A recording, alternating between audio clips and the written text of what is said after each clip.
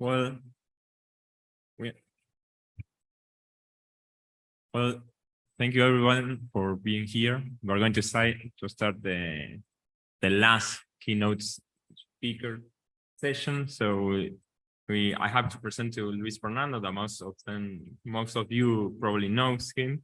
Luis Fernando de Paula is professor of the Institute of Economics at the Federal University of Rio de Janeiro, voluntary professor at the Institute for Political and Social and Political Studies, former chairman of the Brazilian Keynesian Association, co-editor of the Brazilian Keynesian Review, author of the book Financial Liberalization and Economic Performance, Brazil at the Crossroads. And his research lines are financial fragility and business cycles, developmental macroeconomics, monetary policy, exchange rate regime, and sustainability of public debt.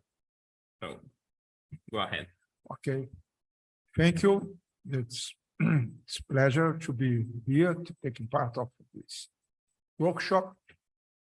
And I will present a paper that I wrote recently with Daniela Prats and Barbara Fritz, which title is Frontier Market Economies as a New Group of Financial Periphery, Patterns and Transmission Channels of Global Shocks. The paper will be published in the German journal Intervention. Well, let me,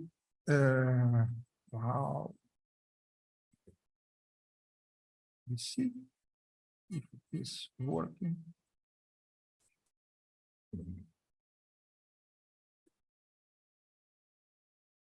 Okay. Well, let me begin with some stylized facts of a new phenomenon in the financial globalization. That is the fact that a group of low-income countries, with this, LICs, that include, among others, countries Angola, Belarus, El Salvador, Nigeria, Pakistan, Zambia, just to mention some of them, became integrated to financial globalization after the 2008 financial crisis and the liquidity abundance to emergent economies that followed such crisis.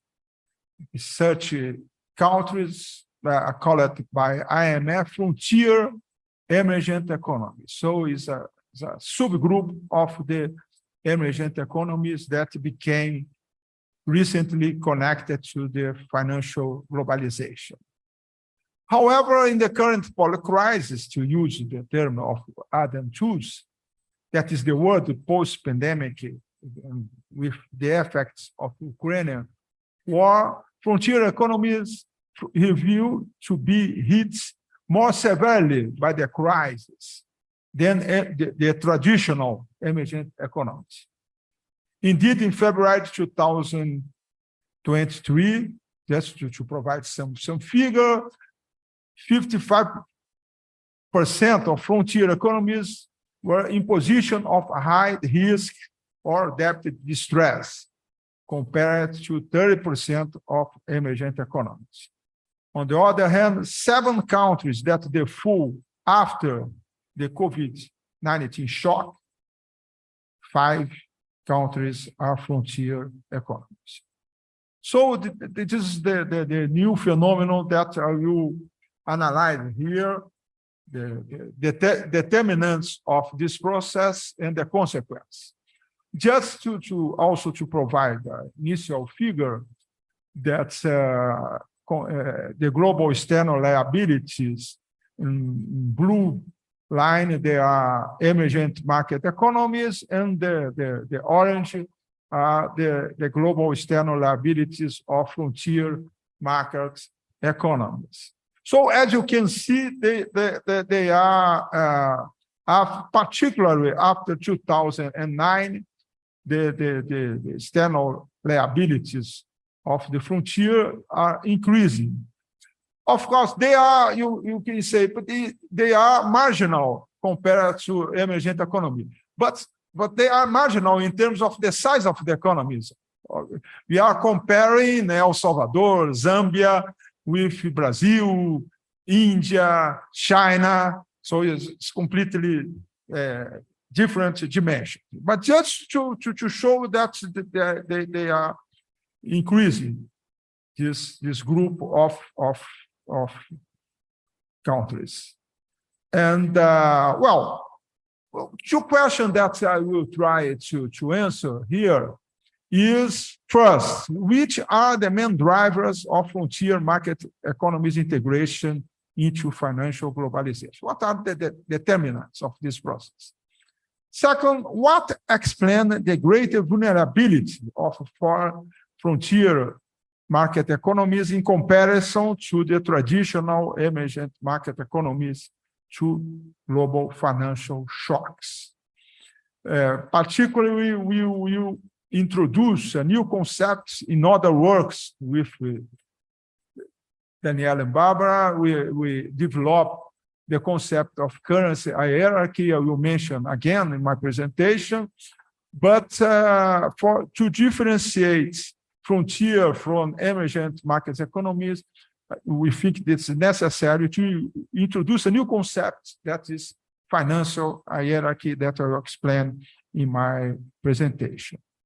Well, the first is, what are the main drivers of this recent process that's integrated low-income countries to financial globalization? That not means that all the leaks are integrated. It's a part of the leaks that became integrated to financial globalization.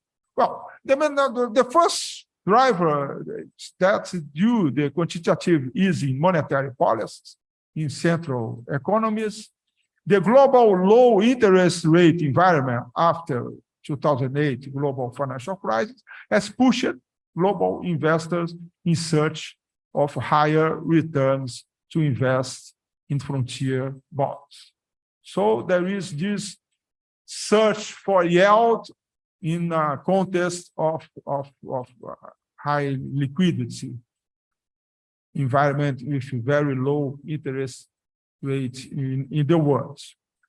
Well, the second factor is that the emergence of frontier market economies as a new group of the financial periphery fills a gap left for global investors by the major emergent market economies, which spreads decline in the past decade due to high foreign currency reserve accumulation and other related factors. So there is this reduction in the sovereign spreads of the traditional emergent market economies, that the combination of these two factors from the investor side results the search from the global investor for new options of high-risk investment as part of their portfolio diversification and searching for yield. And finally, the third driver for the emergence of frontier market economies is the demand size of its so-called missing middle of development finance. That is, many frontier markets economy climbed the income scale from low-income countries, leagues, to lower middle income, LMIC countries. And they have lost access of affordable external finance and official development assistance.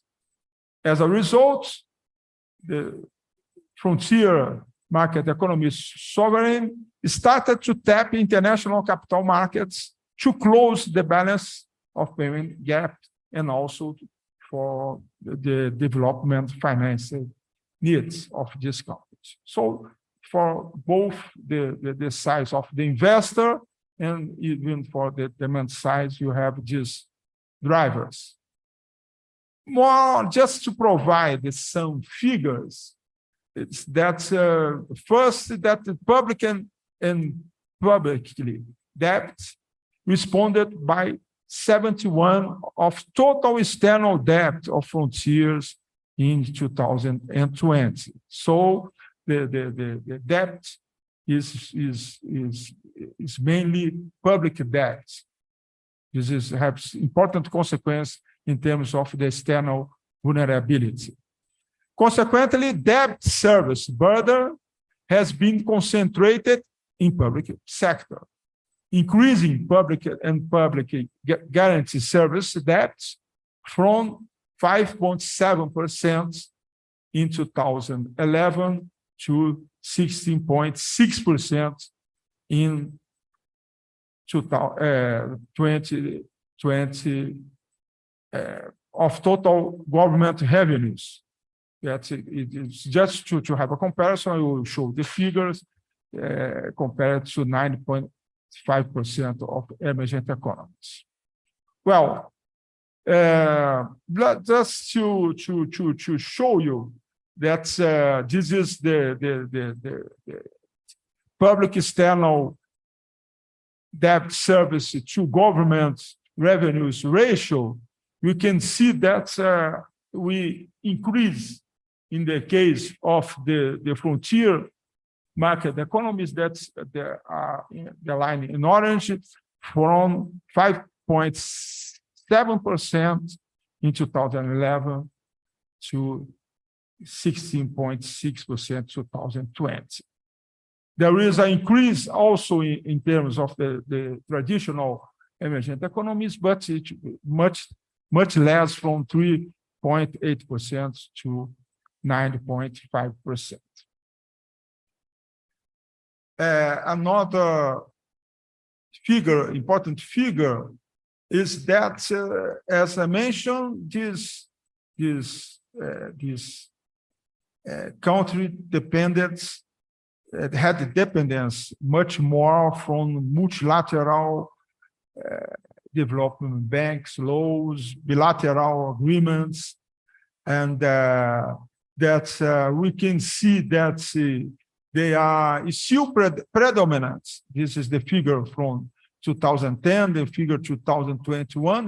They are still predominant, but they reduce in terms of both multilateral and bilateral, and increase particularly the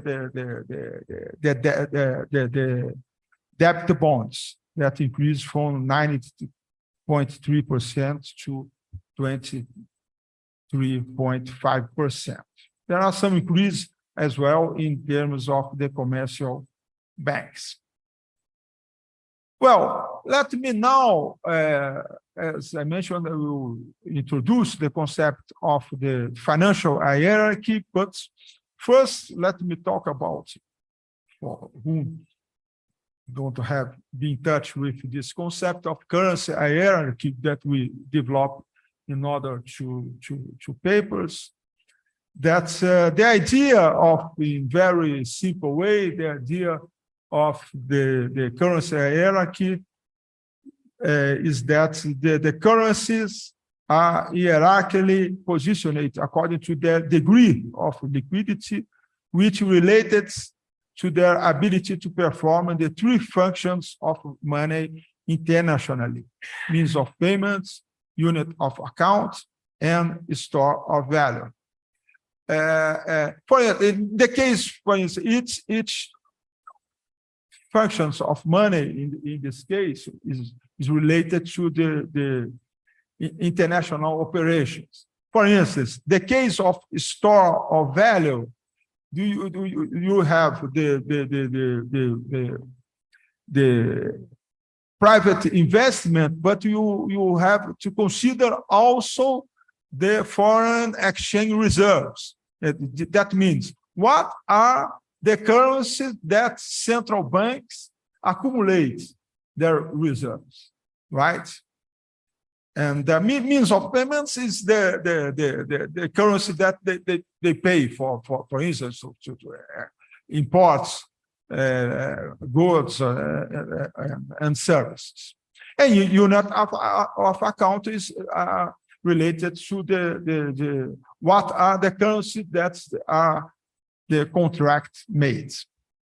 Well, the key currency, this is the idea is original of Benjamin Cohen in the book Geography of Money of 1998, that he developed this idea of monetary pyramid that you have, and he had a own taxonomy of the different currencies. But the idea of the pyramid is that you have only one key currency in the world. Well, the fact is that Benjamin Cohen, in his different works, he has been worried about why US dollar is still the key currency, still predominant. And also recent literature talk about if Chinese currency will become international. Just to provide a figure, in the last 10 years, the share of Chinese currency in the total of international transactions increased from 1% to 7%. So if it's so far the highest share among the peripheral economies.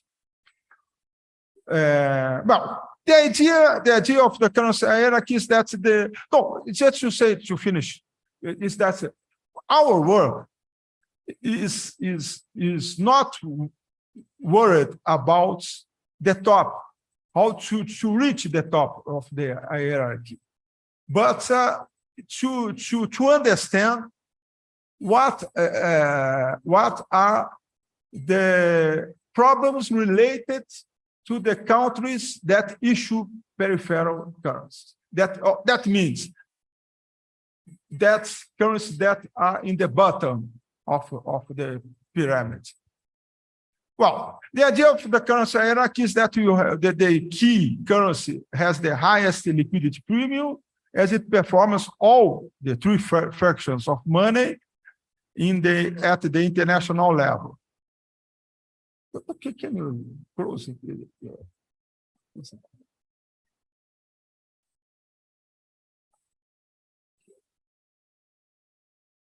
Yeah.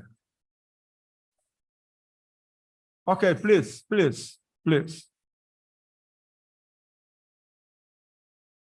Okay, now it's better. It was really disturbing.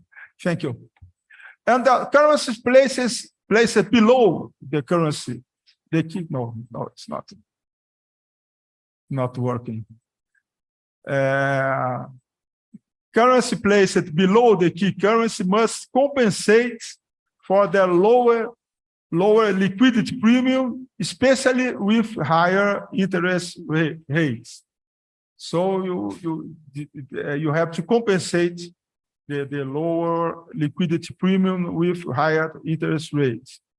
Well, as you know, the US dollar persists as a key global currency, while euro and other central currency performance money functions partially.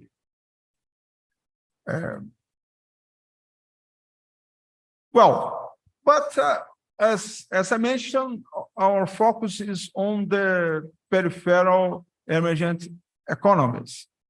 Particularly, peripheral economies are characterized by their inability to borrow internationally in their own currency, as they do not perform the traditional functions of money at the international level. This phenomenon is very known, as was labeled by Green and others as original sin.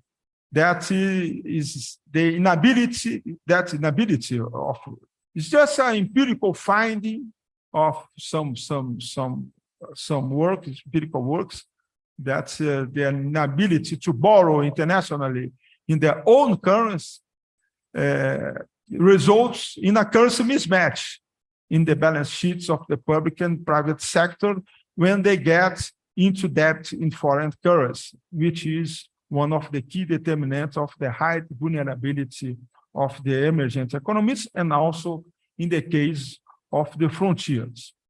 I will show that this problem of original sin is much more important to frontier than to emergent economies. And particularly with the increased growth of capital flows to emergent and frontier economies determined mainly by external push factors than domestic ones, boom and bust movements of global capital flows exercise higher pressure on exchange rates. Again, there are studies, empirical studies that show that exchange rates in emergent economies is much more volatile than in advanced economies. I don't know empirical research that compare traditional emergent economies with frontier emergent economies. That is a more recent phenomenon. I don't have this.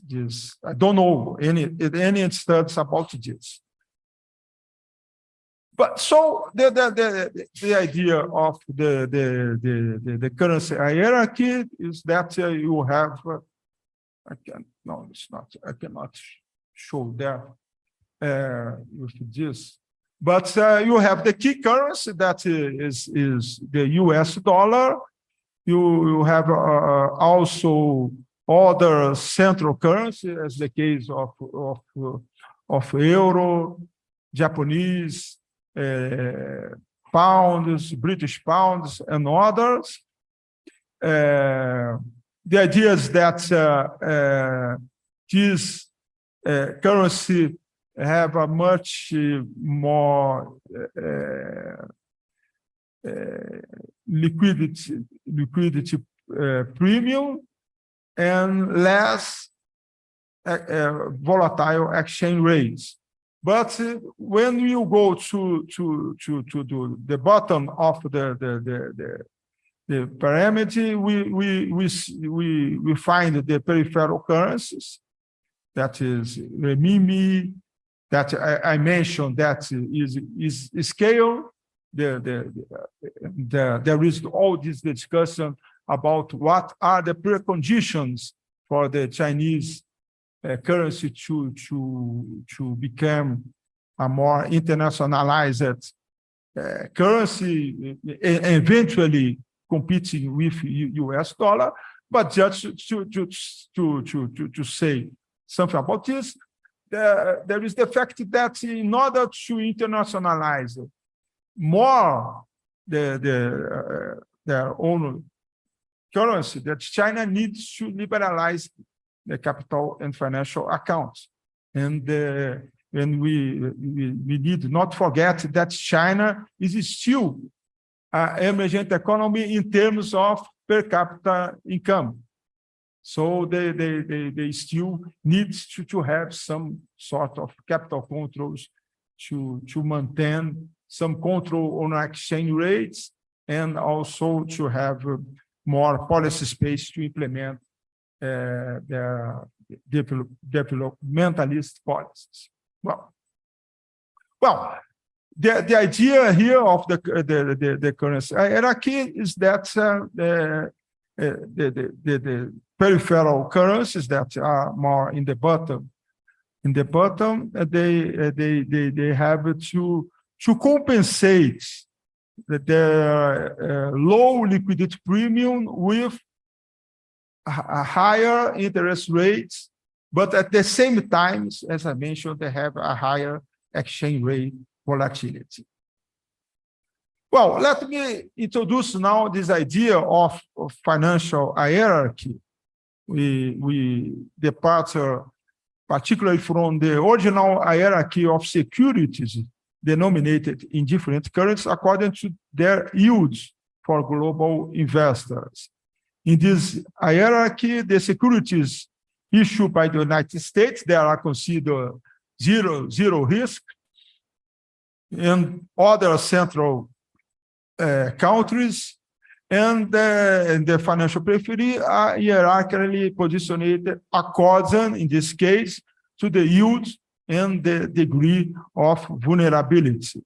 So here, the idea is that, as for the reason that I explained in the sequence, the frontier are much more vulnerable economies, externally speaking, than conventional, traditional emergent economy. They have to compensate for the eyes of the global investor with higher yield. So the relative distance between emergent and frontier economy becomes clearer as the currencies of these two country groups are more distant from each other regarding the yield they offer to international investor than in terms of the liquidity premium. So our idea, let me show you. The idea is that in terms of liquidity premium, there is no important difference between emergent and frontier economies. The difference will be more in terms of the yields that such group of countries paid to just to get some finance or to issue securities in the international markets. So there is this difference. Let me now show you some figures, the first figures to compare these two groups. In the left, we have the emergent market economies. On the right, we have the frontier markets economy, with the main capital flows in terms of the external liability. As we can see, the emergent markets economy, they have a much more diversified flux of capitals, FDI, other investment, portfolio equity, portfolio debt, while in the case of the frontiers, they are much more concentrated in two modalities of capital flows that are other investment, as you show, the concessional loans from the multilateral institutions are particularly important for this group of countries, but also is increasing private as well, and also FDI is increasing. They have much less participation share in case of portfolio debt and portfolio equity. Well, let me now focus in the point. Why frontier market economies has a higher external vulnerability compared to traditional emergent economies? This is the point. The one just to start, let me show this concept of, explain the concept of net international investment position. What is this? This is exactly the balance between external assets of a country minus external liabilities, right? As I will show you, this balance between external assets and external liabilities for most emergent and frontier economies is negative. Why is negative? It's negative because the external liability is much higher than external assets. They receive much more capital inflows than the capital outflows. So these four frontiers, the net international investment position is negative in more than 20% of GDP in most time that I will show in the figure, while in the emergent economies is negative in less than 6%. As I mentioned, such difference is due to the fact that external liability is much greater than external assets in frontier markets economies. As just have a look in here again. On the left, we have the emergent markets economy. On the right, the frontiers markets economies in terms of the net investment position. Well, I just want to focus on this green line. This green line is exactly the net investment position. That is the balance between external assets and external liabilities. As I mentioned, for the two groups, they are negative. This is over GDP, percentage over GDP. But you can see that in case of emergent economies, it's more or less 5–6% of GDP. But in case of frontier markets economies, they are in most periods here from 1995 until 2021, the figure. Okay, it is in general is negative of more than 20%. So what this mean? What's this? I would like to point out for you is the fact that is a first evidence that such economies are much more vulnerable compared to emergent economies, because they have a much higher external liability vis-a-vis the total assets. There is a second point related to this. The fact that they have a much greater negative balance in terms of net investment position also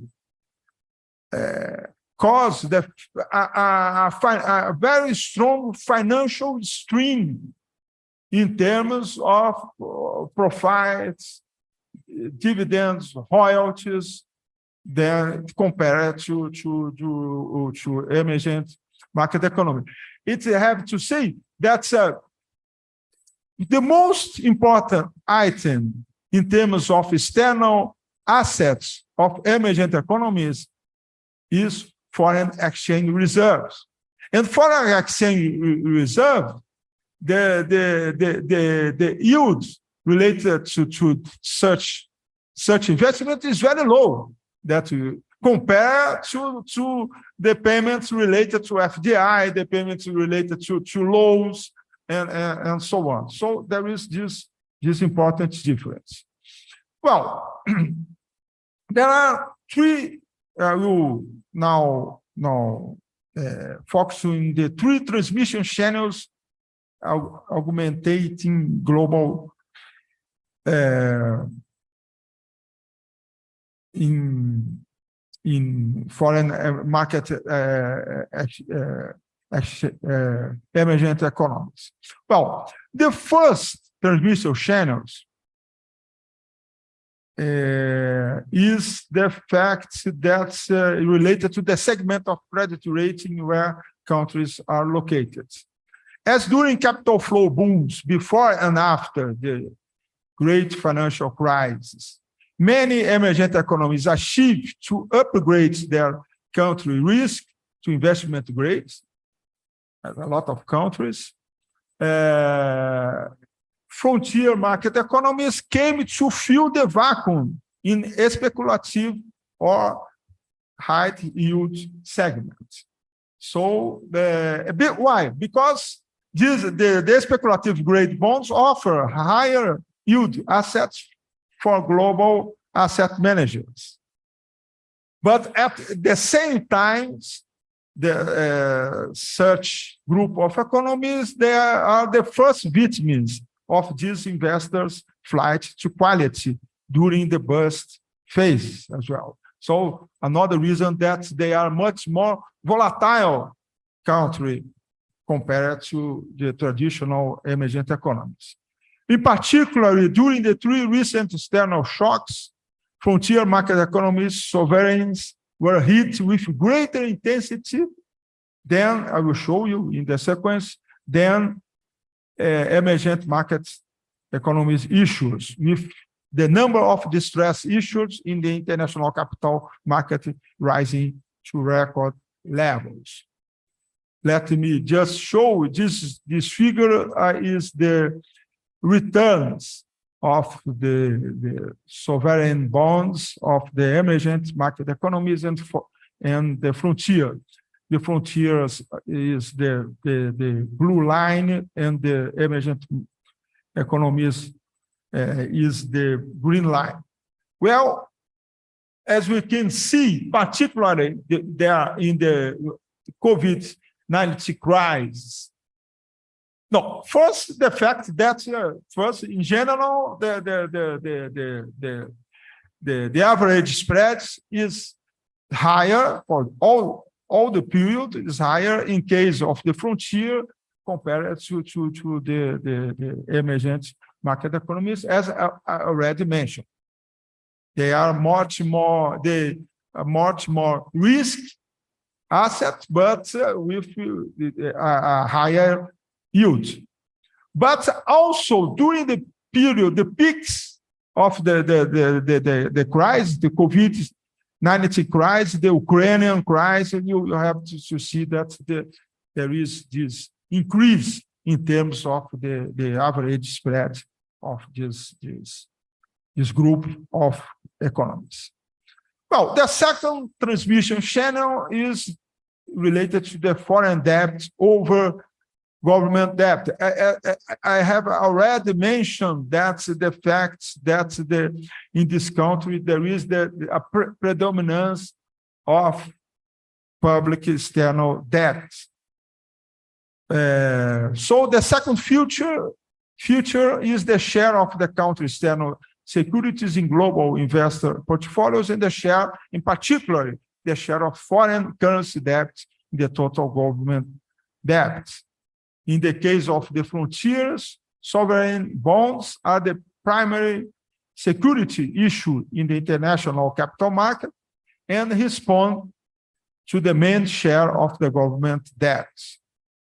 As a consequence, frontier government debt is denominated predominantly in foreign currency compared to emergent markets economies. As just to provide a figure, again, comparing emergent economies on the left and frontier economies on the right, is the government debt as percentage of GDP.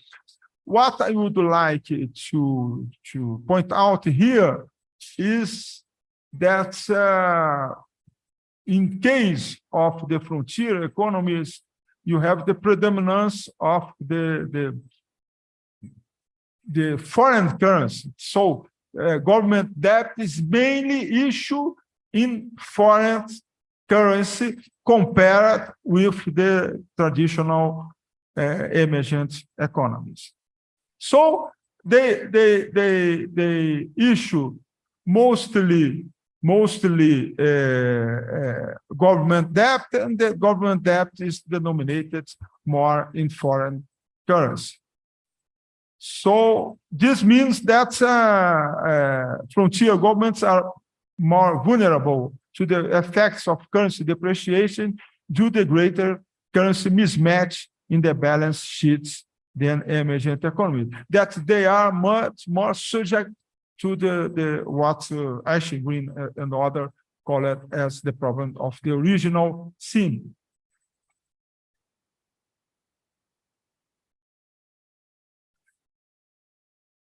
Well, I have to finish in 5 minutes, okay.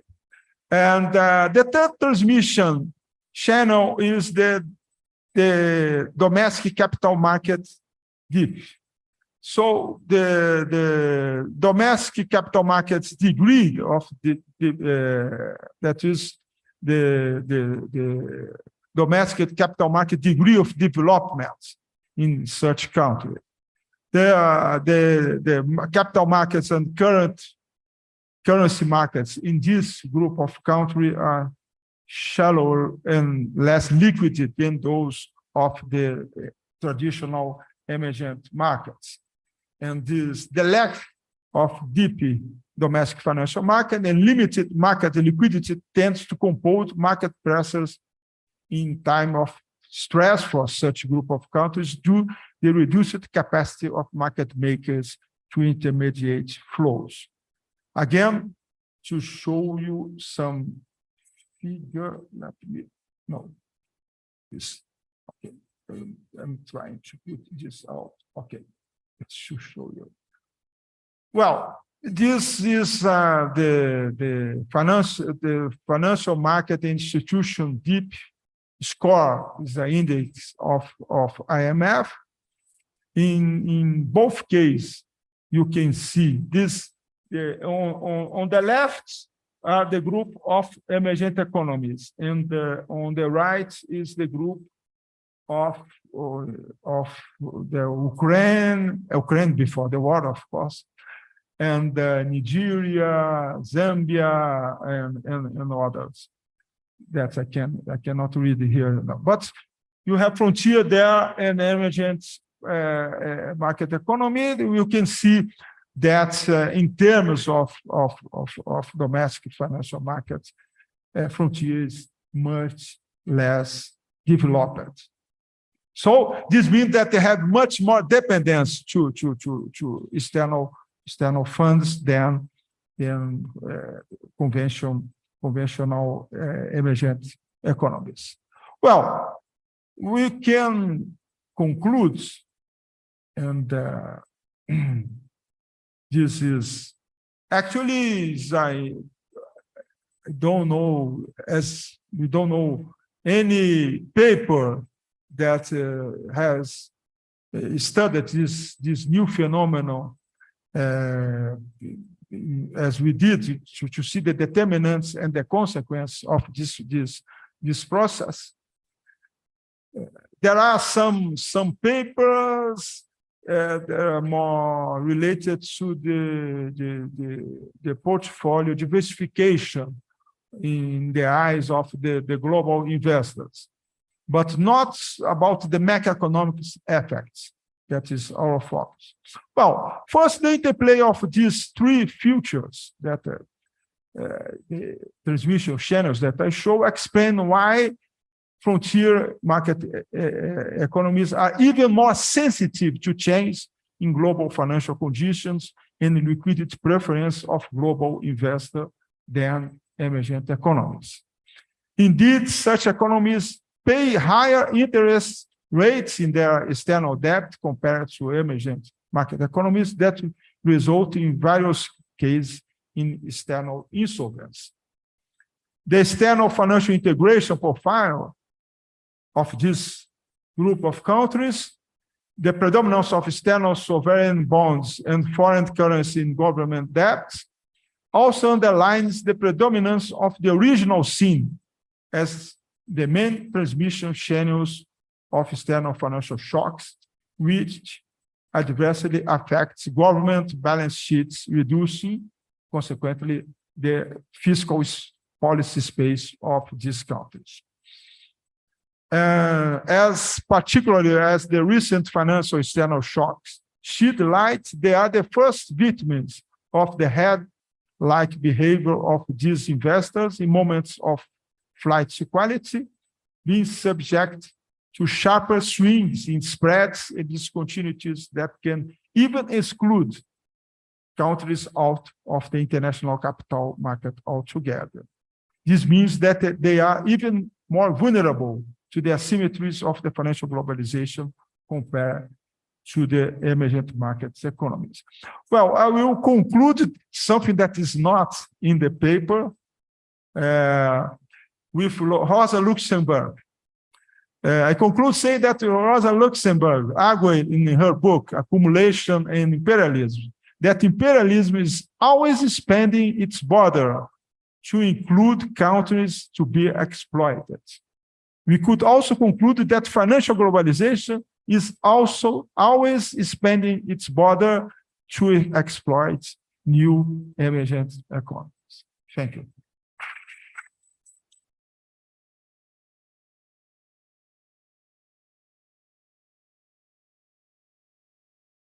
Oh, thank you very much. Very interesting presentation. So now we have time to questions for the audience.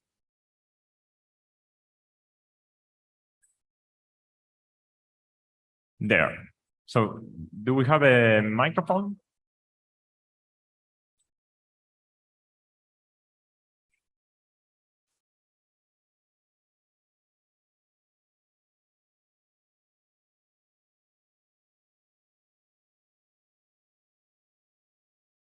So, hello everyone. Hi Luciano, nice to see you again. Thanks for your brilliant talk.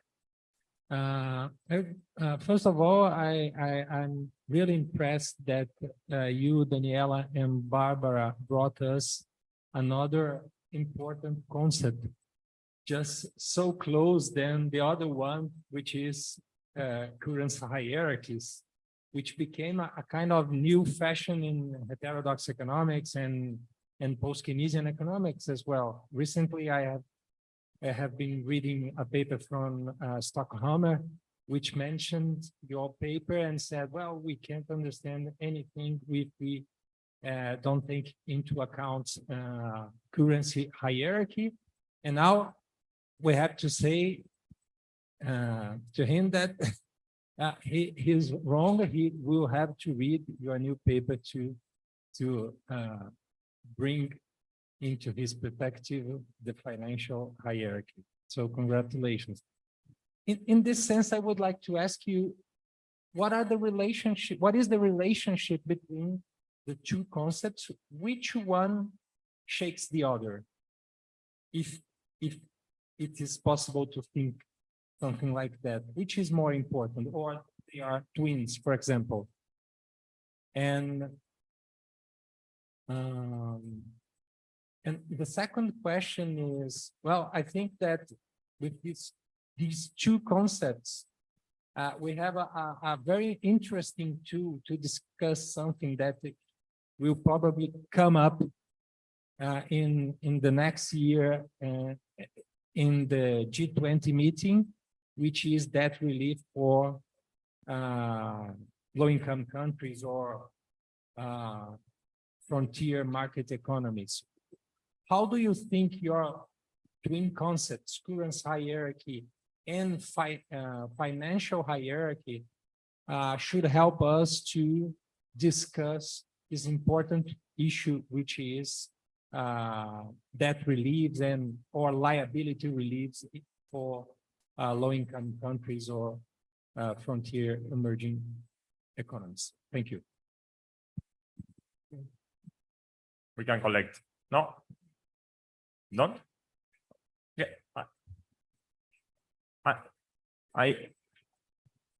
Okay, Julian. I also have a question after Julian.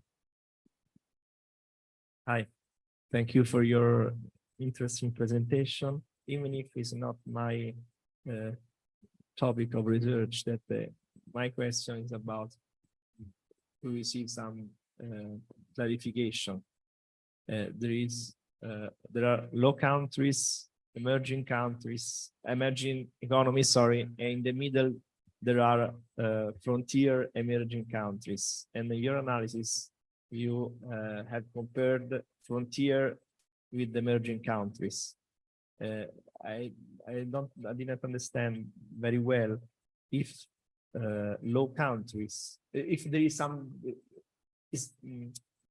to stay in the middle means probably you are more financial vulnerable with respect to the emerging countries, but also to the low countries, in a sense, more cost and benefit to stay in the middle.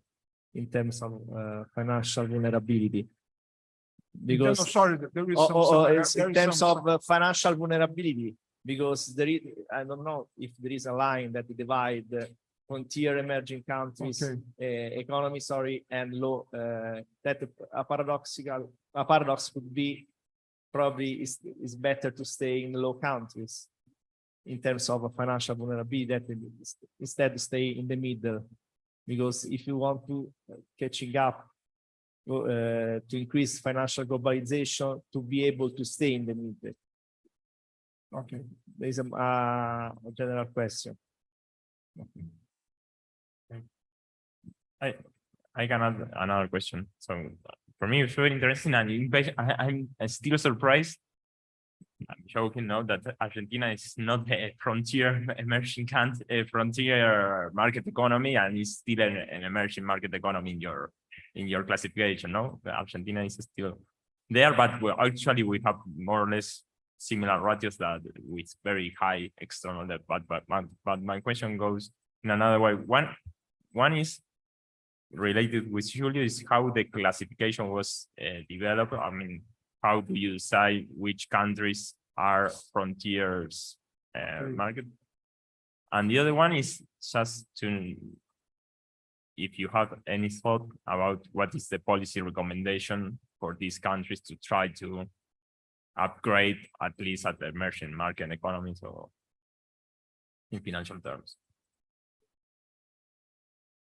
Okay.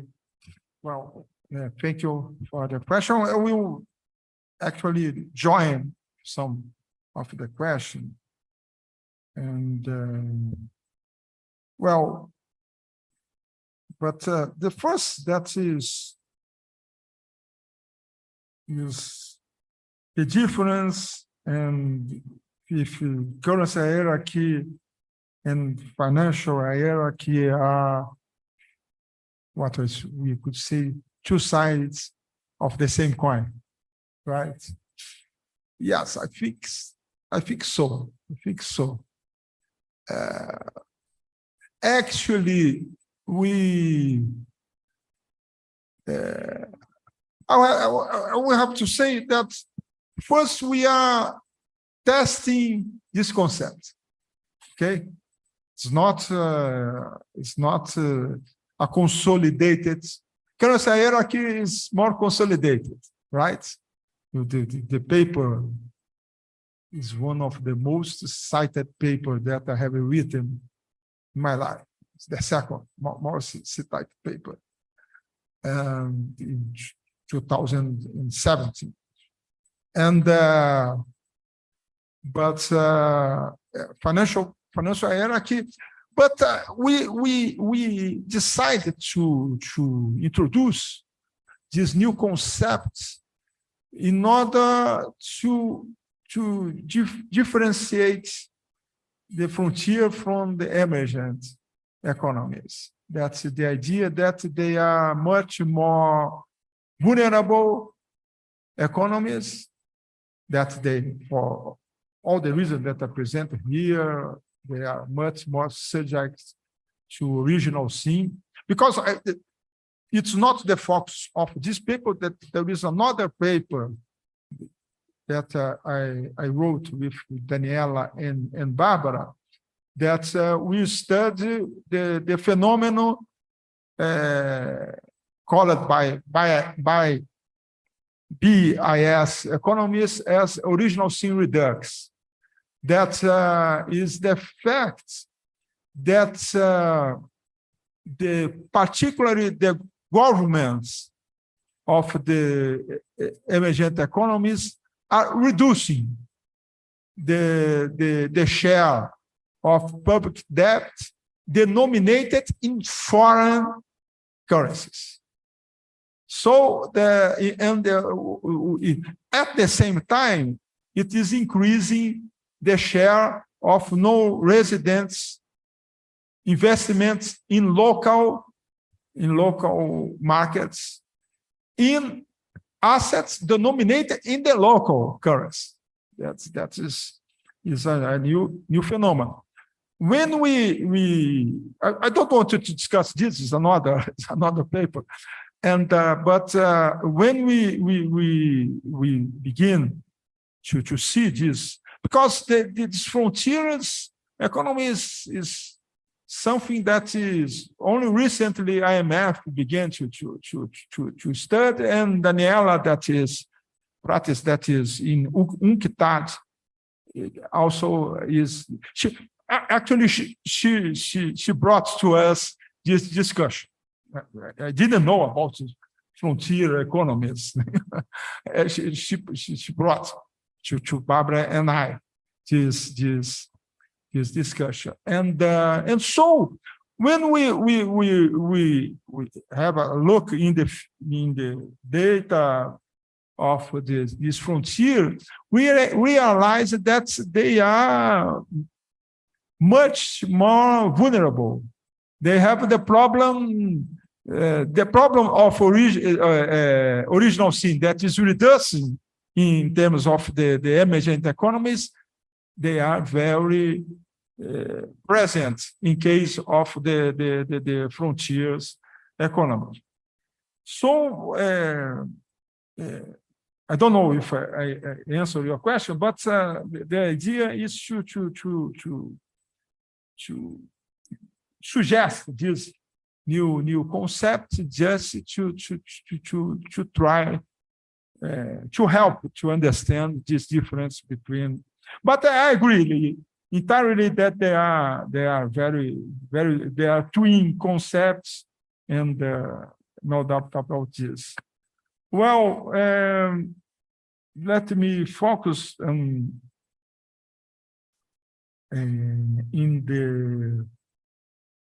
there are questions, a lot of questions related to this. First, just to go to the point, classification.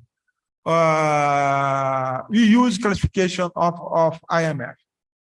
Okay, we use the classification of IMF, and JP Morgan we mix with JP Morgan because they have an index of emergent economies. And there is in the end of the paper we have this classification of but they are a bit in this case. I think that is much more complicated, my opinion, to define the group of emergent economies, because the idea that what's the concept of emergent economy?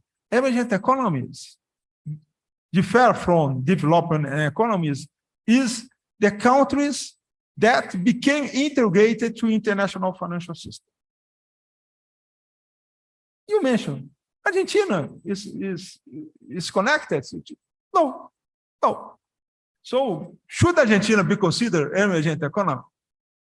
So you have it's there. Traditionally is there because it was there, and but in the case of these frontiers, you see El Salvador, Zambia, they are a very small country that has a very thin domestic financial markets that became to be integrated to international financial system, and maybe it was not clear in my presentation. Of course, our assessment of this is that the balance of the benefits and the costs for this group of countries is very bad. It's very bad. There are a lot of discussion about emergent economies, about criticism about this. But in the case of the frontier, is really enormous. They are all the time having distress, crisis, and they pay very high spread, much higher than the conventional emergent economies. So what could be the policy recommendation the first to have some debt relief for most of them cannot pay the debt, and I think that it should they should have international funding more related to the BRICS bank, other sort of modality that is not related to the private international markets. That is very bad.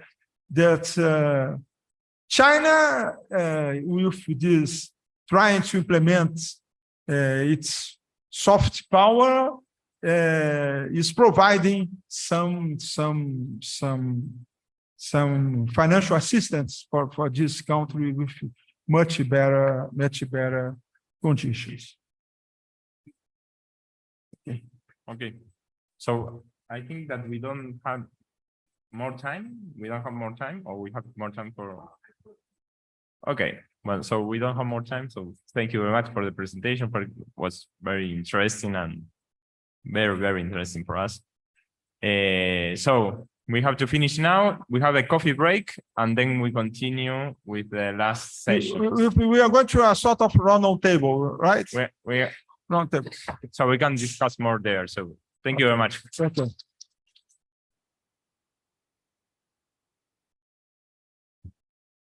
No. Okay.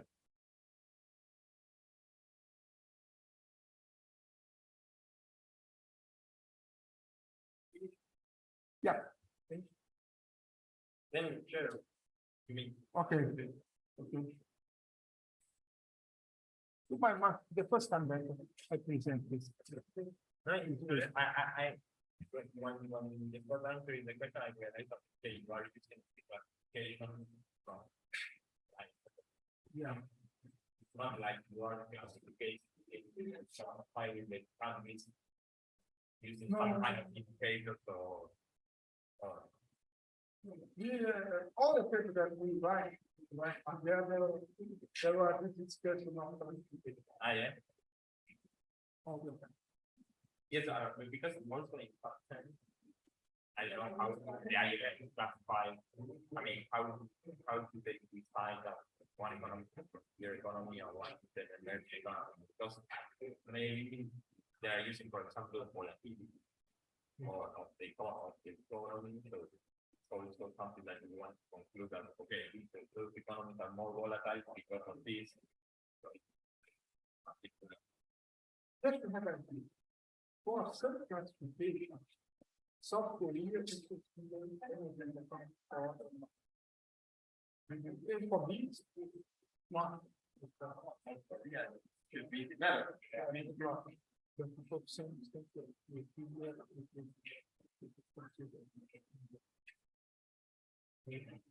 Magalhães, não tem aqui na mão. Vou fazer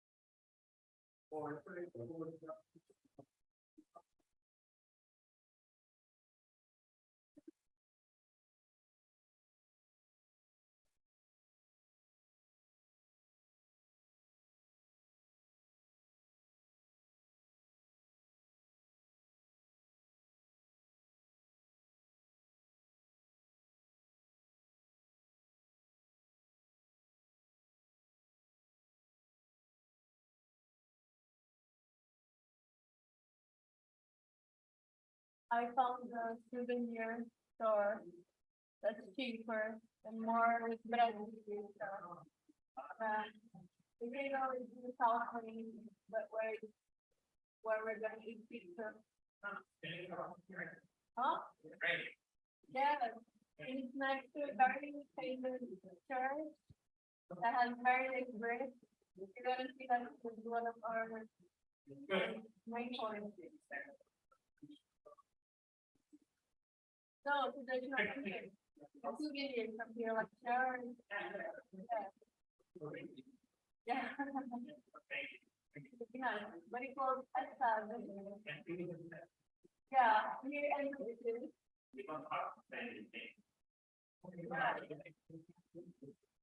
And seven, and here and this. And but it's close, not far. The road can get there.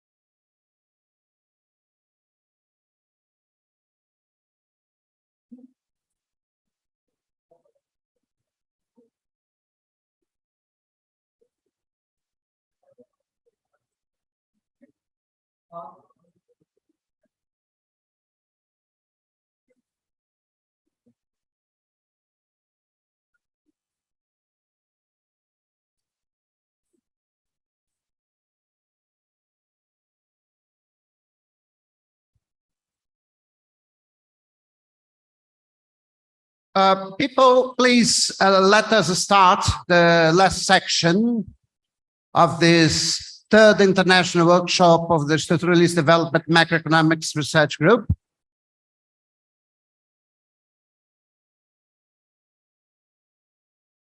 Tem. Você vai deixar a apresentação?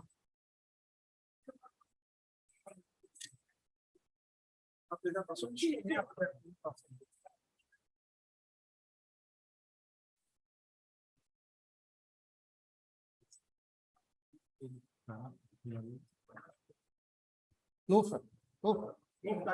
Não. Vou te falar aqui. Ele é o primo da minha mulher, realmente. Ele já vinha assim,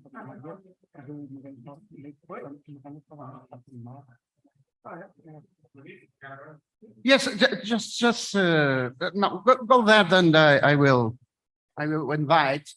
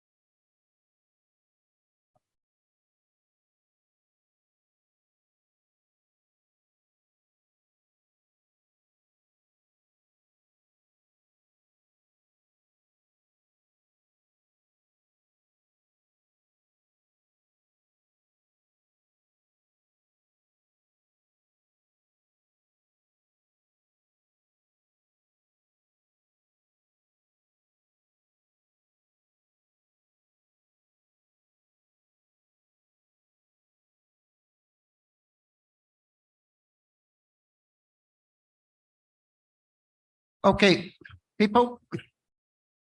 Já tá no ar? Ok.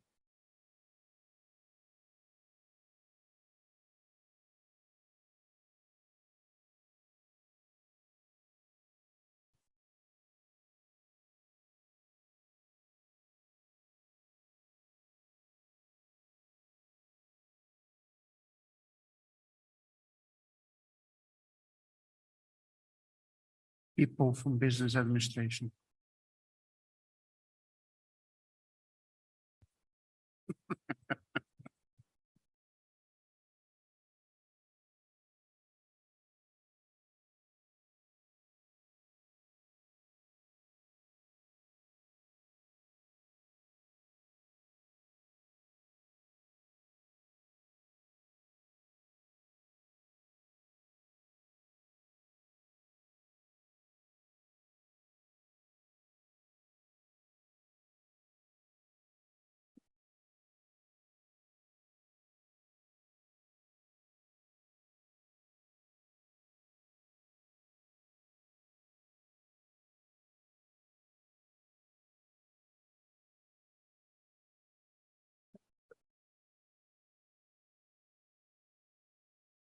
Quantos slides você tem, Cláudio? São muito gráficos, mas eu me conto. Tá. Eu vou fazer uma introdução, tá? Para a gente.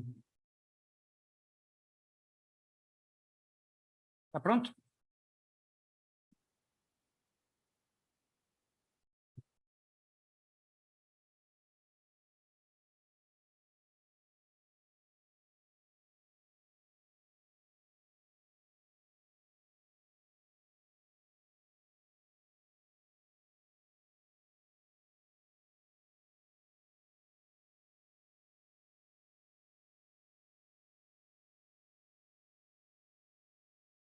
you.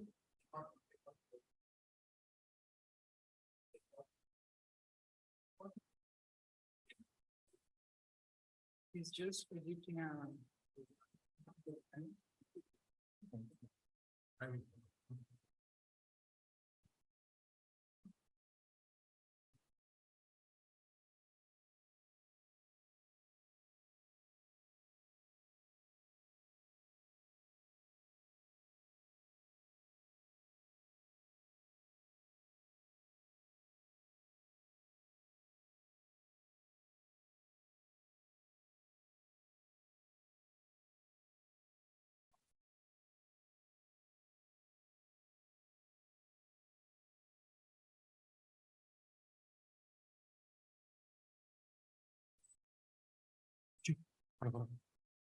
Are we ready? Daniel, já está pronto? Pode começar a transmitir. Quando estiver pronto, me avisa. Tudo certo? Já está transmitindo? Oh, good afternoon, ladies and gentlemen. Let us start the last section of this third international workshop of the Structuralist Development Macroeconomics Research Group. The idea of this final section is to have a general discussion about economic policies that must be adopted for Brazil to resume its economic development with social inclusive and environmental stability, sustainability. Okay, our first speaker will be Cláudio Mitramo, director of the macroeconomic studies of IPEA. But before he starts, I would like to make some few points that I think that deserve our attention today regarding economic policy. The first question is that yesterday, the Council of Monetary National Monetary Council have changed our inflation targeting regime. The National Monetary Council decided that the time period to achieve target inflation will be 2 years, but the target inflation will be 3%. Okay, so I think that is a thing that we must think this today, because Brazil, and since 2020, had declining target rates of inflation. 2020, 4%, 2021, 3.75%, 2022, 3.5%, and for this year, 2023, 3.25%. So we have the system of declining target rates, but in the last 2 years, the central bank is simply incapable to achieve the target rate. So it means some sense to have a so low target inflation if in our recent history, the central bank was not able to achieve the target inflation. And more than that, if we see what is happening in the entire world, the inflation is high in developed countries too, including more high than Brazil. The last data that we have about the accumulated inflation in the last 12 months shows that inflation in Brazil was lower than 4%. So, but in Europe, for instance, the average inflation is more or less 7 or 8%. And in the United States, inflation is 5% per year in the last 12 months. So that's a question that must be discussed about about our target inflation regime. These changes recently made by the National Monetary Council are appropriated or not? If not, what suggestions we should make to the government in order to improve the working of the inflation targeting regime? That's the first question. The second issue is about the fiscal framework. The fiscal framework was approved in the Congress of Deputies, but not yet in the Senate.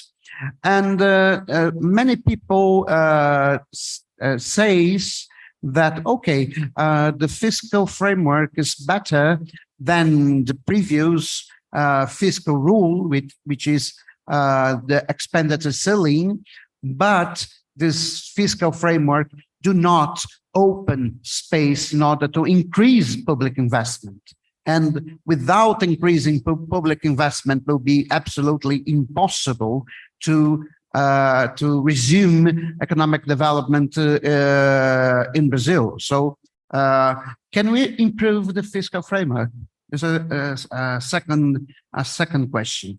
And the third question that's it's returning again is that in the last months we saw a clearly trend of appreciation of nominal exchange rate again. So exchange rate that was at the end of Governo Bolsonaro were more or less 5 reais and 30 cents per dollar, now are 4 reais and 80 cents per dollar. So we have in the last 6 months valuation of a real of more or less 10%. Okay, so is it possible that we are returning again to what seems a very constant in Brazilian economy, that is a real exchange rate overvaluation?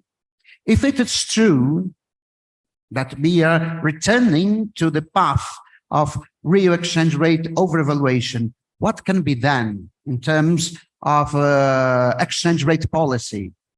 Can we propose some exchange rate policy to the government? I think that is my personal opinion, that an exchange rate policy has to be implemented simultaneously with some reduction in the degree of openness of the capital account of the Brazilian economy. So, but in the last 5 or 6 years, the trend was precisely the opposite. There is a trend of continuing increasing the openness of the capital account. So these are these 3 issues that myself, I think that is important for us to discuss this day. Well, so the idea is that each person will have 15 minutes to present, okay? 15 minutes. We will begin with the Brazilians, so Cláudio Mitramo, and then Magalhães, and then Luis Fernando de Paula, and then we go to the non-Brazilians, okay? Beginning with the closest to Brazilian, that is Gabriel Palazzo, then Giulio Guarini, and then Hagaf. That's okay, this format? So, Cláudio Mitramo, the floor is yours. Hi, everyone. Thank you, Zé Luiz Oreiro, for inviting me for this final speech. I'm very pleased to be here. Before I start speaking, I would like to make a disclosure. The opinions expressed here are of my own, and they do not express in any sense the opinions of IPEA. Okay, so these are my own reflections about Brazilian development. So what I prepared to you today is something I think in the spirit of the Structuralist Development Macroeconomic Research Group, mainly related in some sense with its founding fathers in spirit, Joan Robinson, Nicholas Calder, Kaletsky, and things like that. And what I'm going to try to tell you is that I'm a little bit skeptical about Brazilian development in the near future.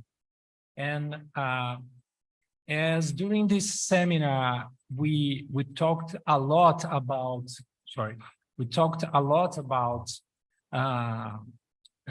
financial issues, some specificities of demand issues.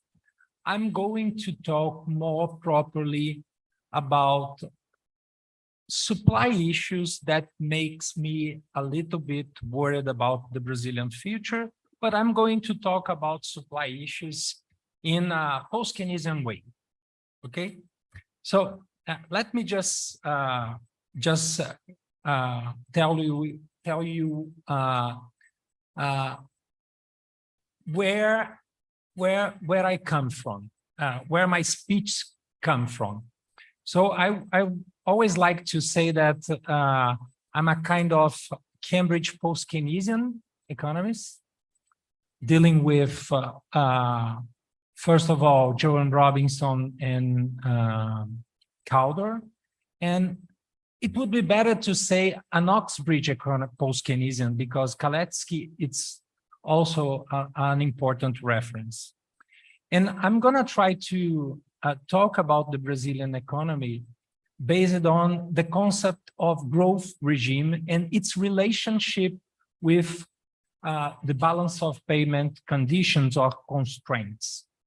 What is the idea of growth regime? Is as simple as that, the process of income generation embedded within a historical context and a specific institutional framework. So we can talk about this growth regime in 3 time horizons. The short run, in which the most important sub-regimes are institutional and demand regimes. The medium run or provisional equilibrium, in which the most important sub-regimes are institutional, demand, and productivity regime. And in the long run, the questions related to the balance of payments constraints. In this presentation, I'm going to focus on the productivity regime, okay?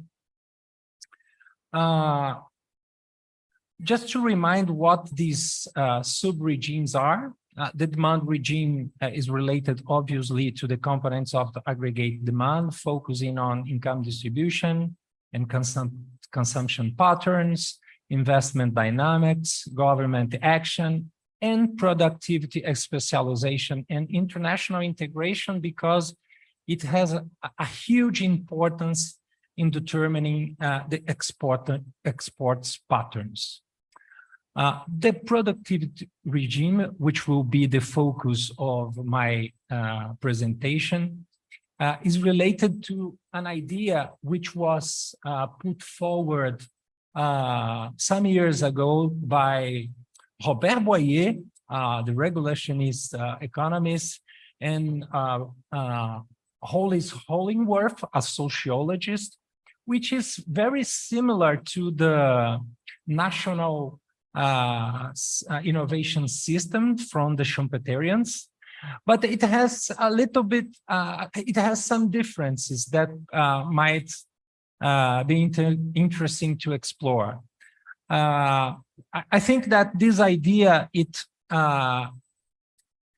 talks more properly about some issues related to the productive field. For example, it is related to what happens to infrastructure, the productive structure of the economy, like sectoral composition, the regulatory framework, and in a fashion like neo-Schumpeterians, R&D, and the so-called social capabilities. And it has a kind of flavor of Calder and especially Calder, in which productivity grows in line with economic growth, like Calder-Verdun law, or it is related to a kind of technological productive function, like in Calder 57. And then it has the institutional regime, which I'm going to talk about, but it has an important role in connecting all these regimes. Finally, the balance of payment constraints, which are, for me at least, the main constraint of the economy in the spirit of Anthony Theriot during all his career. I'm not going to explain all the things that you all know better than me, these issues, but something that is important to talk is about productive structure, the role productive structure plays in determining income elasticities of imports and exports. And well, the interaction of these regimes, they might be represented in this graph that you can see, in which it's very common here. We have a demand regime, a productivity regime, which is my medium run equilibrium, and which can be profit-led or wage-led. And this red line here, the balance of payment constraint, I derive it as a kind of demand regime in the long run. So having said that, just show you some issues based on this perspective to explain why am I skeptical about the Brazilian development.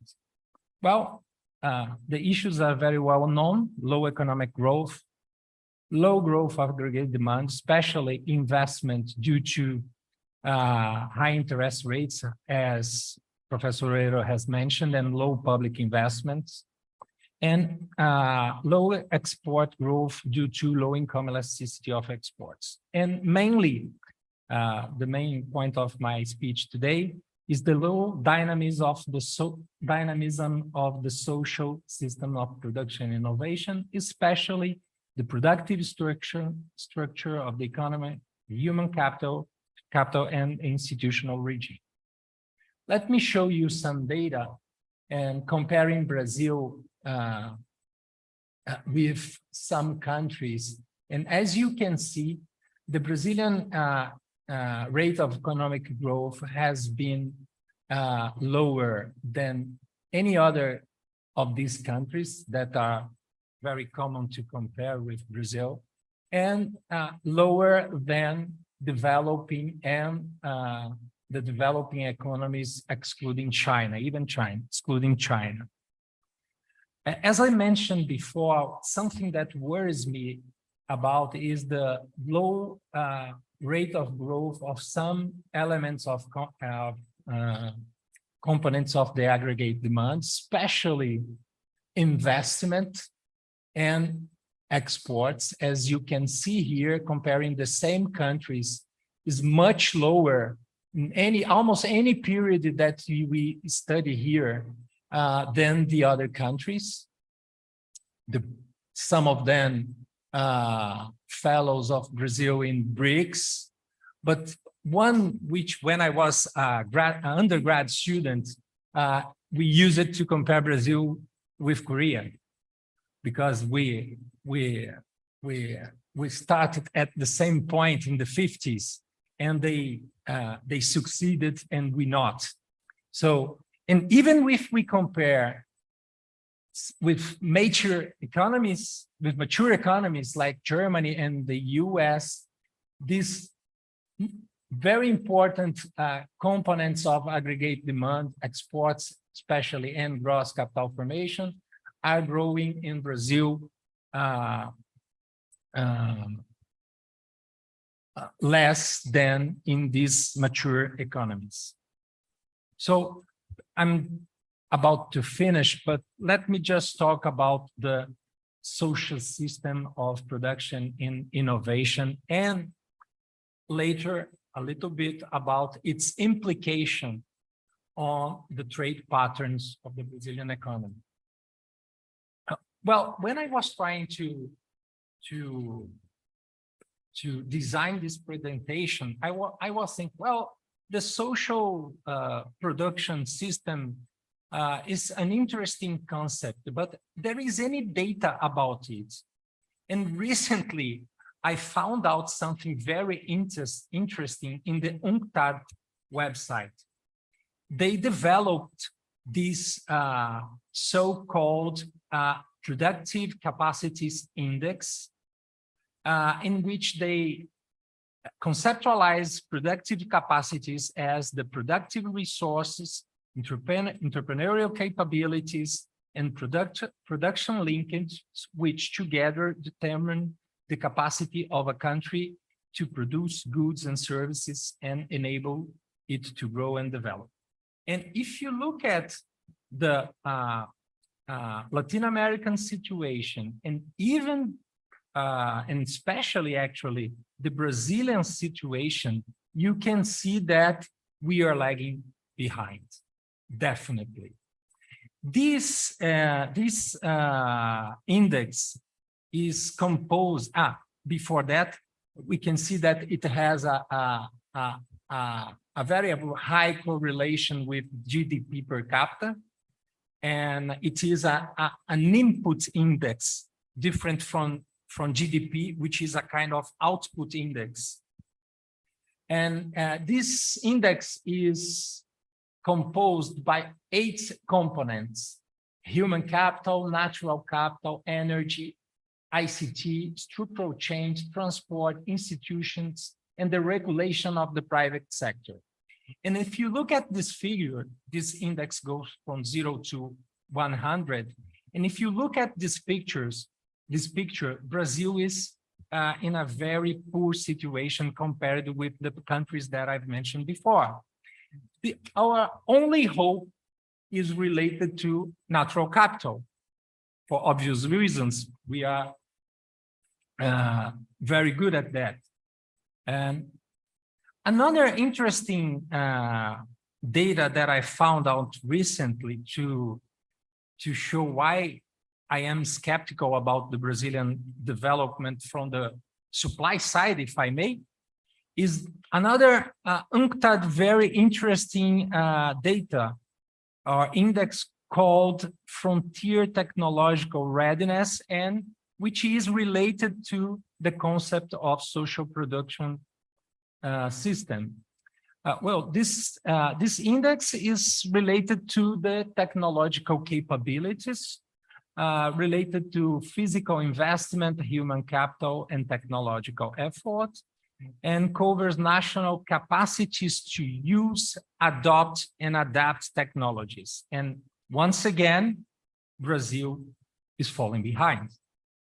And in the overall index, and even if you look at the components of the index, Brazil is a little bit better only than India, and in almost all items. Finally, something that I would like to show you is the question is, what are the implications of this kind of supply side patterns to the Brazilian trade patterns? And here I try to compare Brazil with China. Just maybe it's not fair, but it's interesting. As you can see in these graphs, the Brazilian trade balance since 1995 took the opposite side of the pattern of the Chinese trade balance. Brazil has a surplus in primary commodities and a huge deficit and an increasing deficit in manufactured goods, and China is on the other side of this figure. But well, it is very well known. What is not maybe not so well known is the data of the manufactured goods decomposed by technological intensity. Let us see what has happened with the Brazilian trade pattern and Chinese trade pattern. Here you can see that while China increased the trade balance of medium and high technological intensity manufactured goods, the Brazilian started having strong deficits in this same kind of manufactured goods. If you look at as a percentage of the trade balance, while we have almost 99% of the trade balance deficit in manufactured goods related to medium and high technological intensity manufacturers, China has almost 50% of its surplus in medium and high technological intensive manufactured goods. And so from this supply side perspective or structuralist perspective, I would say that the perspectives of the Brazilian economy, they don't seem very good for me. So thank you very much. Okay, thanks, Cláudio Mitramo. Then I now invite Luis Carlos Garcia de Magalhães to be here and make his comments or his presentation as you wish. Please take a seat there. On the left, here, on the left, on my left. Não, você que sabe.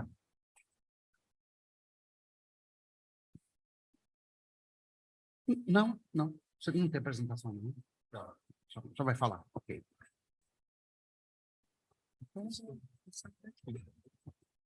Tá bom, pode ser. Good afternoon. I don't disagree with Cláudio diagnosis about Brazilian economy. You have, for me, the main problem is the national system finance market in Brazil. And in the short run, this is, for me, the main causes about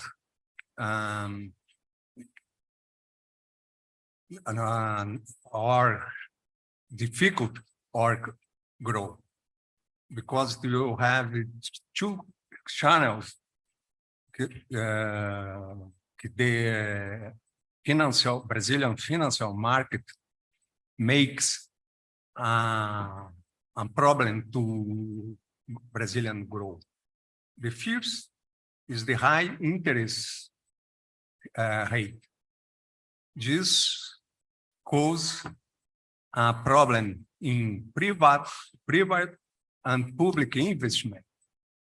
The second, that is system create a huge burden to public budget. It's not possible grow when the central government pay 7% of the GDP per year. It's impossible. Then you need a reform agenda, very complicated to do. The first, how do you change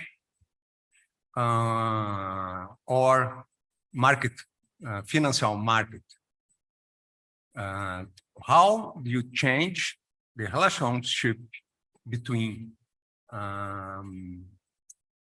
public debt and private investment and the budget, the burden of the the interest rate in the budget, central budget in Brazil. It's not possible, but I'm very pessimist. How you can change the situation? Because you have a problem. You need a huge political coalition to make this change. Yesterday, Brazilian Monetary Council did a meeting, but not changing the inflation target. This is a kind of index of the strong power the financial market have in Brazil. In the same sense, it is meaning that a peripheral financiarization. But I have a point that this peripheral financiarization is work together with disindustrialization. In some sense, is the same phenomenon in economic Brazilian economic, the government will need attack, but you have a strong limitation because the political force of the system, the financial system in Brazil. Then I agree with Claudio's diagnosis about the problem.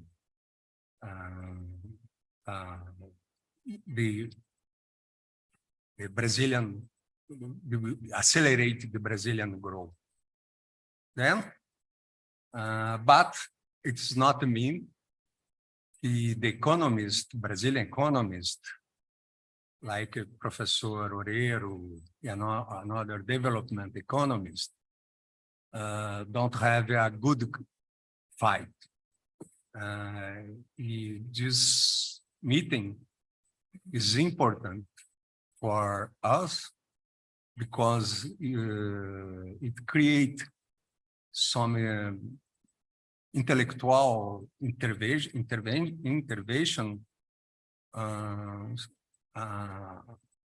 in the public debate, public discussion.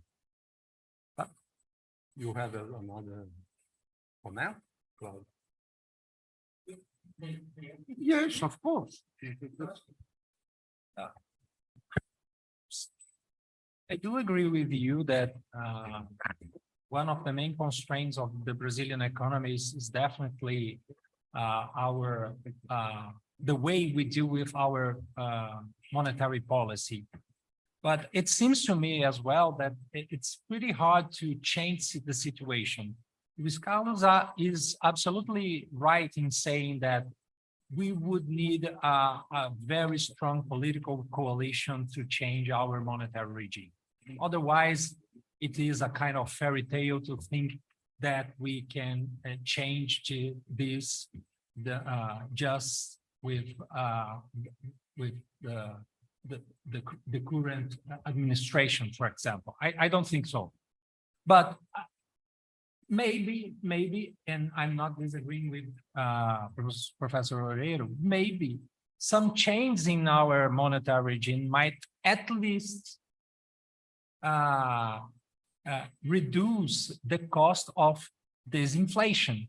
For example, we had a very tight monetary regime, 12 months to achieve the target of 3% of inflation in a period in which we had a war, we had a pandemic, it's not sensible at all. So it was at least it's the minimum to have a sensible inflation target regime in which we achieve, in which we are not obliged to achieve the inflation target in the same period as Santa Claus comes to visit us. It is sensible. I think it was a good reform. About the target, 3%, it seems to me that nowadays many economists, not only us heterodox economists, have the impression that 3% is too low, at least at this moment. Recently, we received at IPEA one of our leading orthodox economists, Professor Luis Araújo, and he was very strong in saying, well, in my opinion, 3% is damaging inflation expectations because it's not achievable. And then you, in some sense, you might be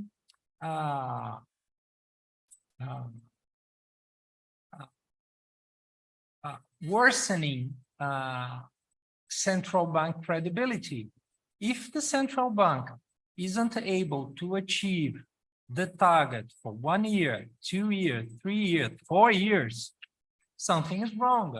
Even though knowing that we had a pandemic and then we have a war. And actually now international prices are helping us. Commodity prices are going down. Oil prices are going down. And in my opinion, it has contributed a lot to explain why our inflation is lower, for example, than in Europe or in the United States. So that's my comment, but I do agree with you. And because I agree so much with you, that's why I decided to focus my presentation in the supply side of the economy, because it seems to me that if the Brazilian government succeed in designing and implementing a very clever development, productive policy, I think it will have important impacts in trade and investment here in Brazil, so we can avoid a little bit our high interest rate. That's it. Thank you. Okay, are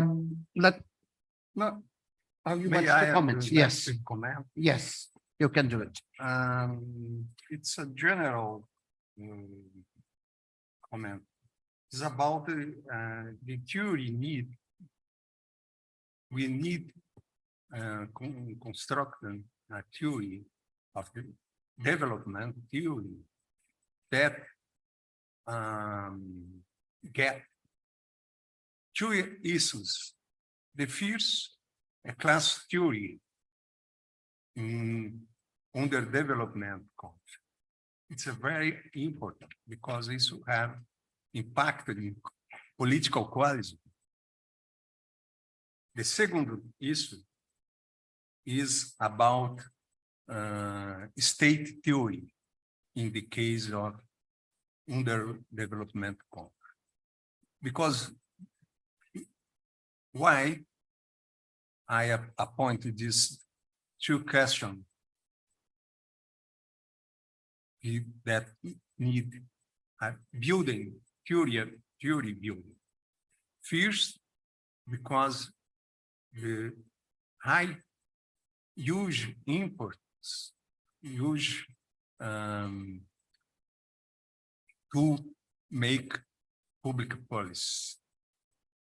When you sit down in the government chair, you need to consider what kind of the political coalizão política mantém o government. Segundo, what kind of the state do you work when you do public policy? What is the state capability to do public policy? Then is a challenge to development heterodox economies. Incorporate these two questions in economic theory, development economic theory. That's it. Okay, now I will ask Luis Fernando to come and give his considerations, advices, or so on and so forth.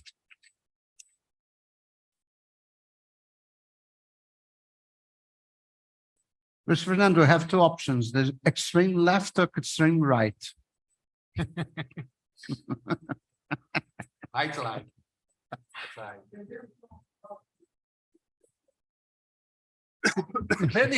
On the reference, depends on the reference. Depends on the reference. Extremely left, okay. So we are communist.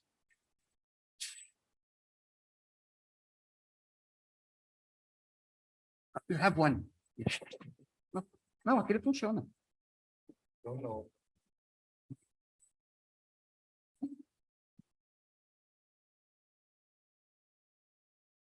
Okay, I will provide some brief comments. First, I agree with Claudio. That's it. His picture about the Brazilian economy in terms of the structural change. We have had an enormous productive regression in the last decades. And the point is, if the current government, Lula government, will be able to do some change. I think that is the main challenges that we have. I have to say that on this concern, I don't have an expectation of more radical changes. And why? Well, the main reason is that the National Congress, each term is become more conservative, and it is conservative and liberal, right? Just have a look in the attempt of the government to revise the lay of sanitation that was refused by the Congress. So I think that we have really a problem related to and also I think that one of the crucial economic reform will, as we know, will be the tax reform, right? And as we know, the government divided the tax reform in two parts. One is the simplification of the tax. There is some the government are resisting a bit of this because of the consequence in terms of the receipts, revenues, tax revenues for them. And but and the other part of the reform is the reform of the income tax that the government intends to do a more progressive tax reform. Well, I think that probably the first part will be approved. Somehow will be approved. It is more or less considered accepted by the Brazilian Congress. as we have seen in the newspaper.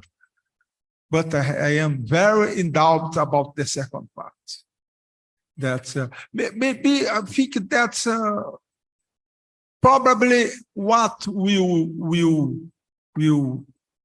be able to approve is one absurd measure that we have exception of income tax related to the firm's profits for individuals. And that there is only 2 countries in Brazil that in the world there is this exception, Brazil and I think that Estonia, something like that. And also, so this is something that is possible that the government can bring. But the rest of to change really the personal income tax to be more progressive, I have doubts about it. So probably we will have what André Singer called it in his book about Lulism. That André Singer is a political scientist that wrote 2 books about the phenomenon of Lulism. Lulism, they call it Lulism. He created this term. Yes. Not only about, but he also, his second book is about the crisis of the Lulism in the impeachment of President Rousseff. He had this concept of weak reformism about Lula, implemented a weak reformist government. And I think that now Lula would like to be more to implement a more strong reformism now in this government for his own. But I think because of the Congress, we are not be able to implement. So I think that's we are going to have more or less what we call in Brazil the combination, what we call feijão com arroz, that beans with rice. Beans with rice is the plate that everybody eats in the lunch, with meat, with fish, with chicken. So it's the usual, the popular. And we will have this sort of feijão com arroz policy that, as José Luis mentioned, it was approved a new fiscal rule that provide some but limited policy space in terms of public investment, for instance, and that depends crucially of to increase public investment, of the increase of public revenues. And as mentioned already for both Claudio and José Luis, the change in the inflation target regime was very timid. That I think that as we know, that the chairman of the Central Bank of Brazil, that is Roberto Campos Neto, is a very conservative person that was very, of course, he was put in the position by the Bolsonaro government. He has linkages with this group. And I think that it was much more important to change the inflation target than the horizontal. It should be implemented both, the case. But I think that's it's very, as we mentioned, I will not repeat here the arguments. It is a very low inflation target for the Brazilian reality. So in this case, we are going to have a very conservative monetary policy, a limited fiscal policy space, and as for the exchange rate policy, my assessment, because the problem to implement exchange rate policy that you try to you seek to maintain a competitive exchange rate is how to change from a point that the exchange rate is very appreciated to a more depreciated, and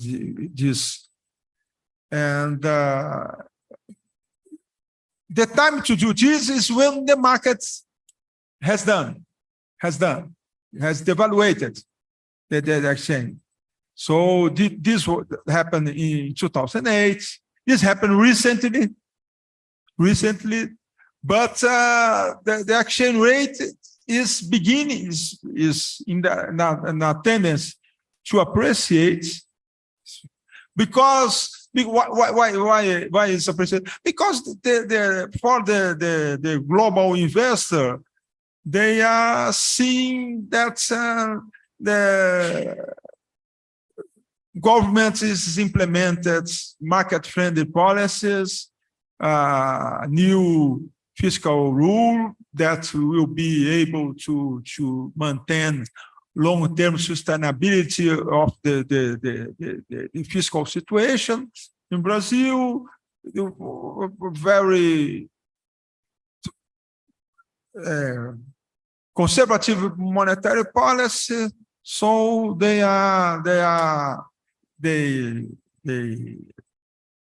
for this reason the capital inflows is increasing in Brazil, and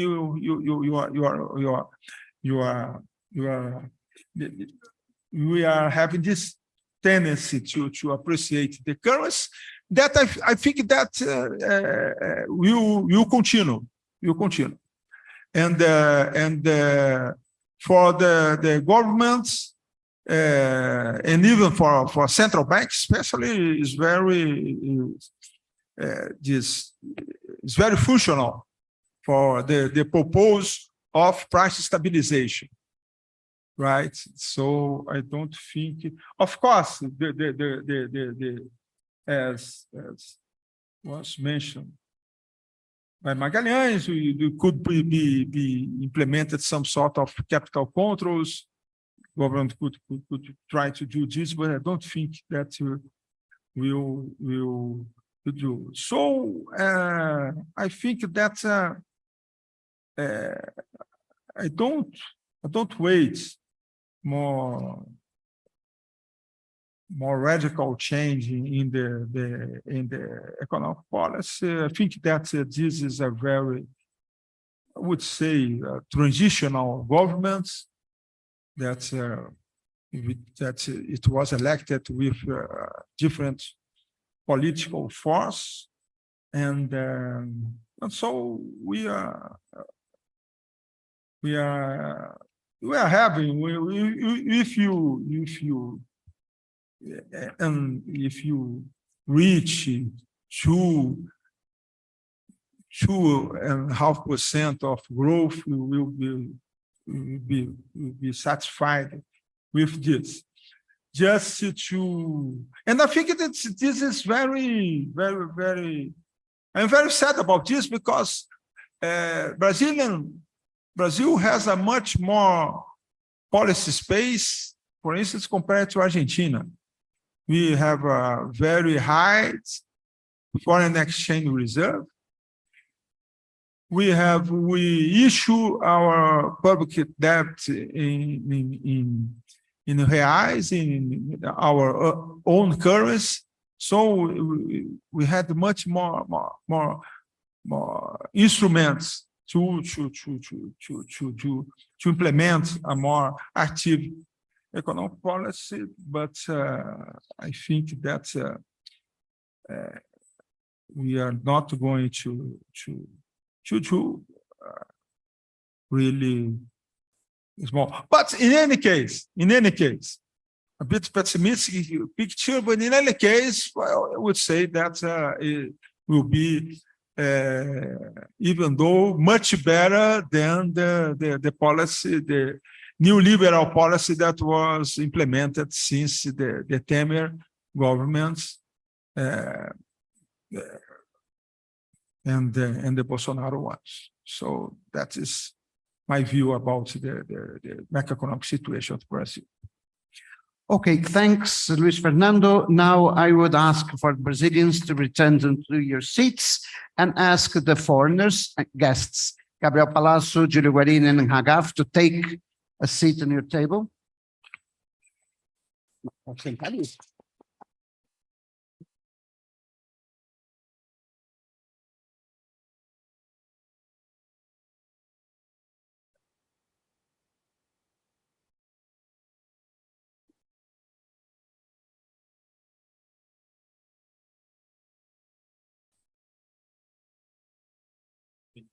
Julio.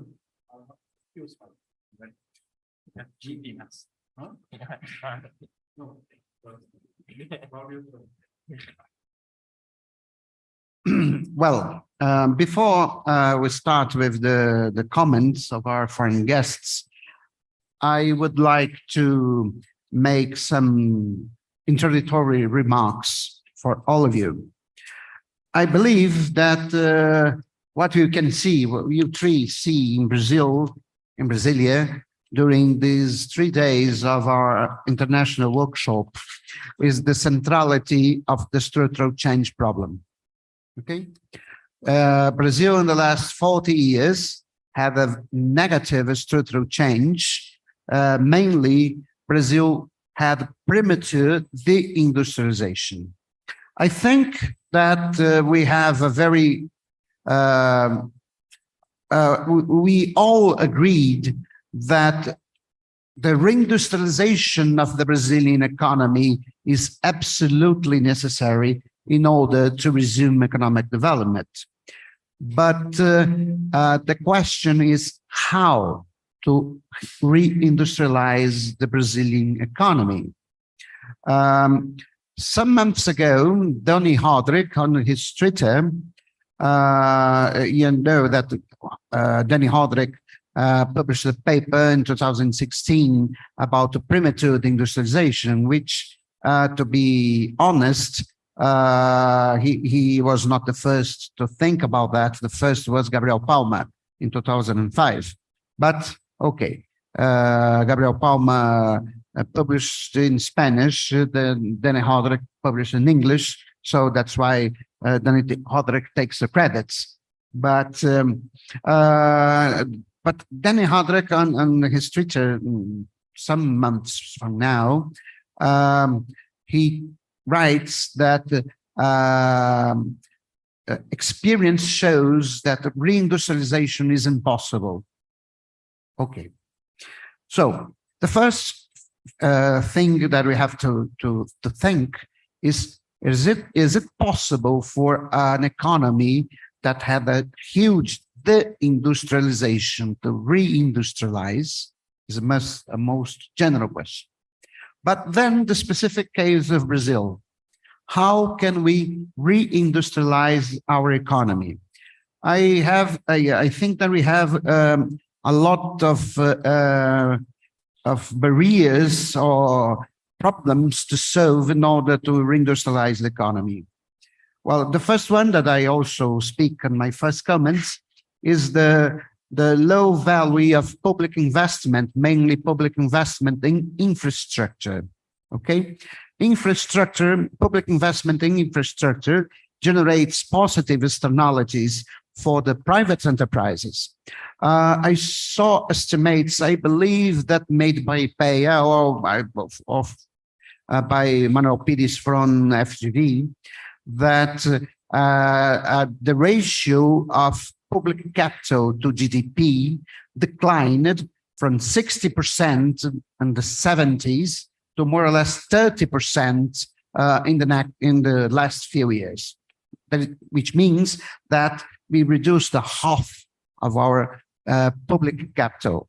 And without large stock of public capital in infrastructure, the private investment will suffer because there is no generation of positive externalities. This means that productivity of capital will be reduced and hence the profit rate. The profit rate is the fundamental stimulus for private investment.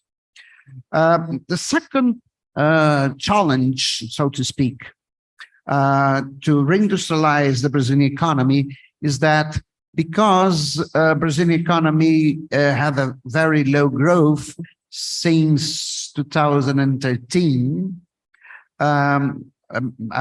private firms in the manufacturing sector did not make investments in order to make the technological modernization of its capital stock. So basically, our capital stock is old and outdated.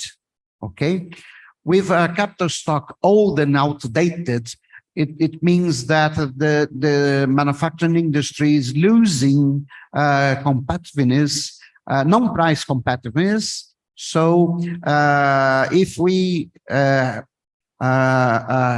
to compensate this loss in non-price competitiveness with price competitiveness, means that we will need a very depreciated exchange rate, 6 or 7 reais per dollar. That of course that is impossible. So we must do specific policies in order to incentivize private manufacturing firms to modernize their stock of capital. Well, the institution that is supposed to do such a thing is the National Bank of Development. But up to now, I saw nothing in BNDES that is close to this idea.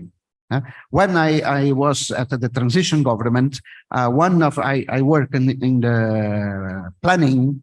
One of my suggestions was for BNDES to have a special credit line for Brazilian manufacturing firms in order to modernize their capital stock, to buy capital goods from abroad, from Germany, from Japan, and so on and so forth, in order to catch up in technological terms. But up to now, nothing was announced by BNDES in this sense. And the third challenge is how to deal with the climate change. For instance, the automobile industry in Brazil has no idea of how to make the transition for a low carbon economy. Electric cars in Brazil are a luxury for extreme rich people. An electric car in Brazil is about, the average price is 200,000 reais, which means 40,000 euros, which for our per capita income is excessively high. So rich people can have electric cars as a toy, but up to now, electric cars are not affordable for the middle classes. So, but Brazil had the technology of hybrid cars. I remember that Tarcísio, the professor of the Institute of Physics, remind us that Brazil was technological leader in the production of cars that use ethanol as fuel. And ethanol is a source of an energy that have net zero impact over CO2 emission. But the fact is, up to now, I see nothing on the Ministry of Development and Industry in the sense of trying to define what we will do with our automobile industry.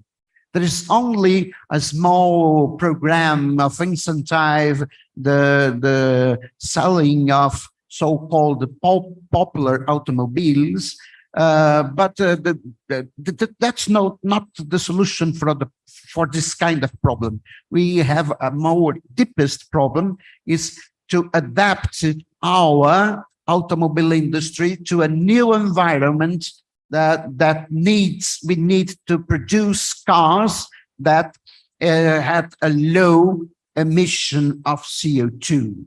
Okay, but another question that is important, and Tarcísio remind us on his speech, is that although the matrix of energy production in Brazil is very clean, because more than 70% of our electricity is produced in green terms, when we thought energy production, not only electricity, we are not in so good shape. And mainly because one of the greatest source of CO2 emission is transportation. So we had a lot of private transportation, cars.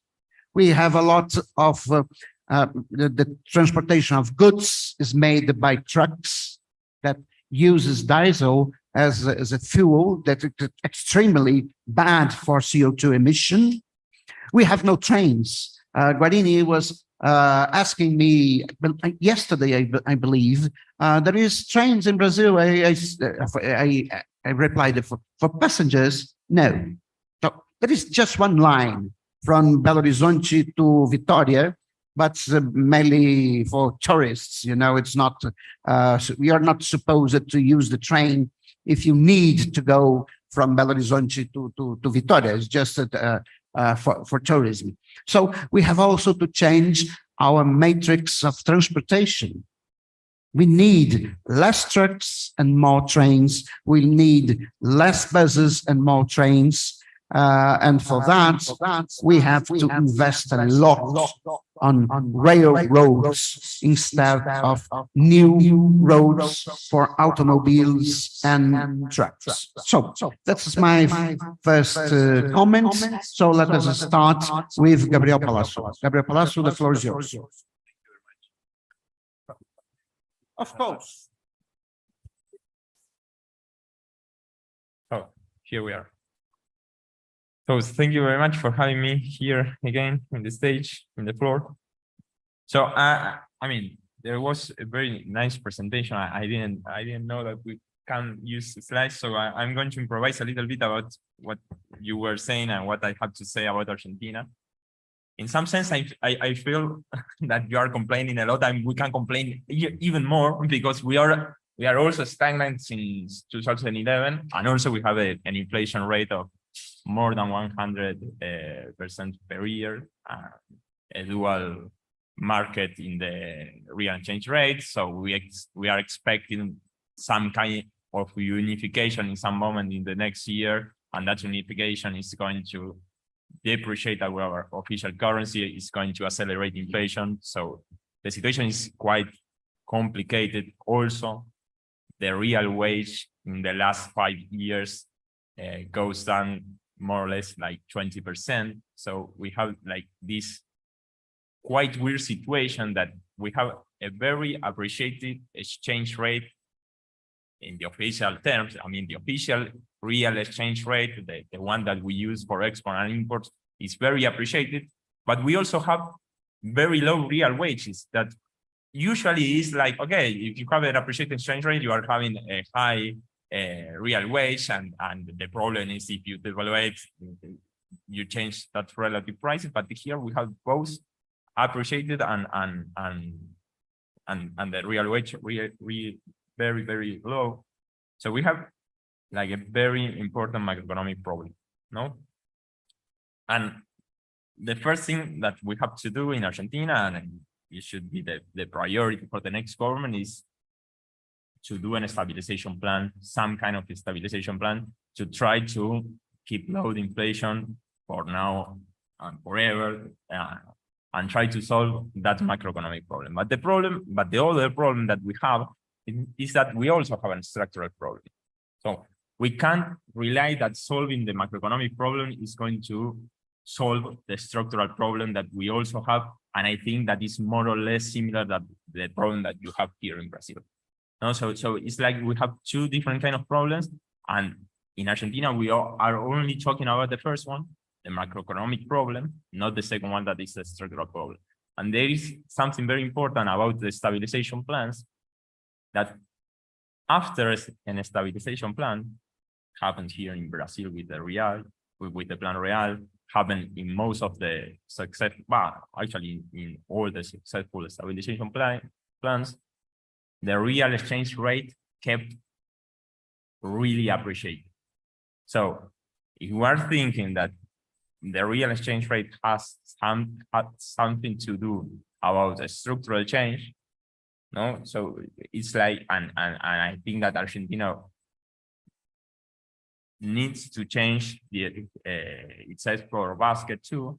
It's like solving the macroeconomic problem maybe could get worse the structural problem that we have. So it's important to take in account.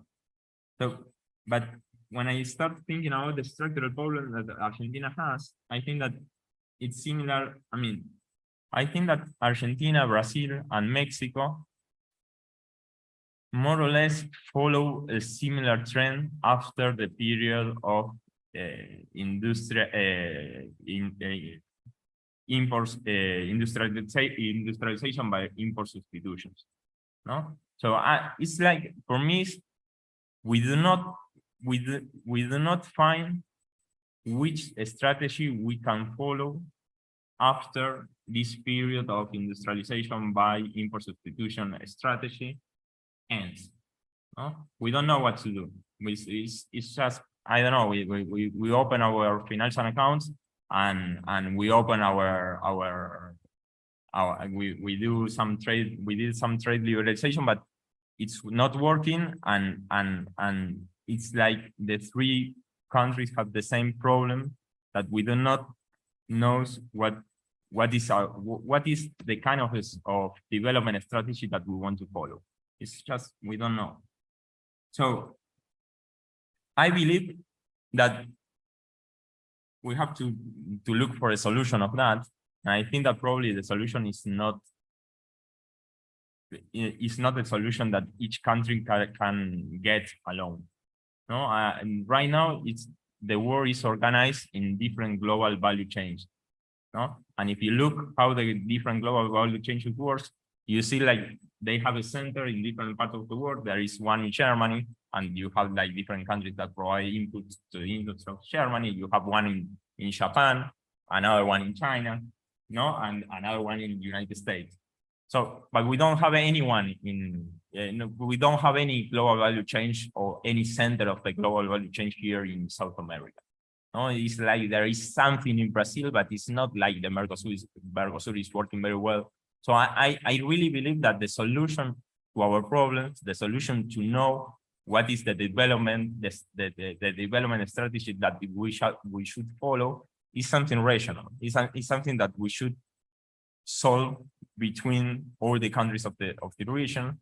And I believe that Brazil should be the leader. I mean, because you have probably most industrial capability than the rest of the country, or at least you did in the past. So I think that probably we should rethink the Mercosur. We should rethink how we are going to organize our global value chain, how we can create, and what we are going to sell to the rest of the world. So, and this is one.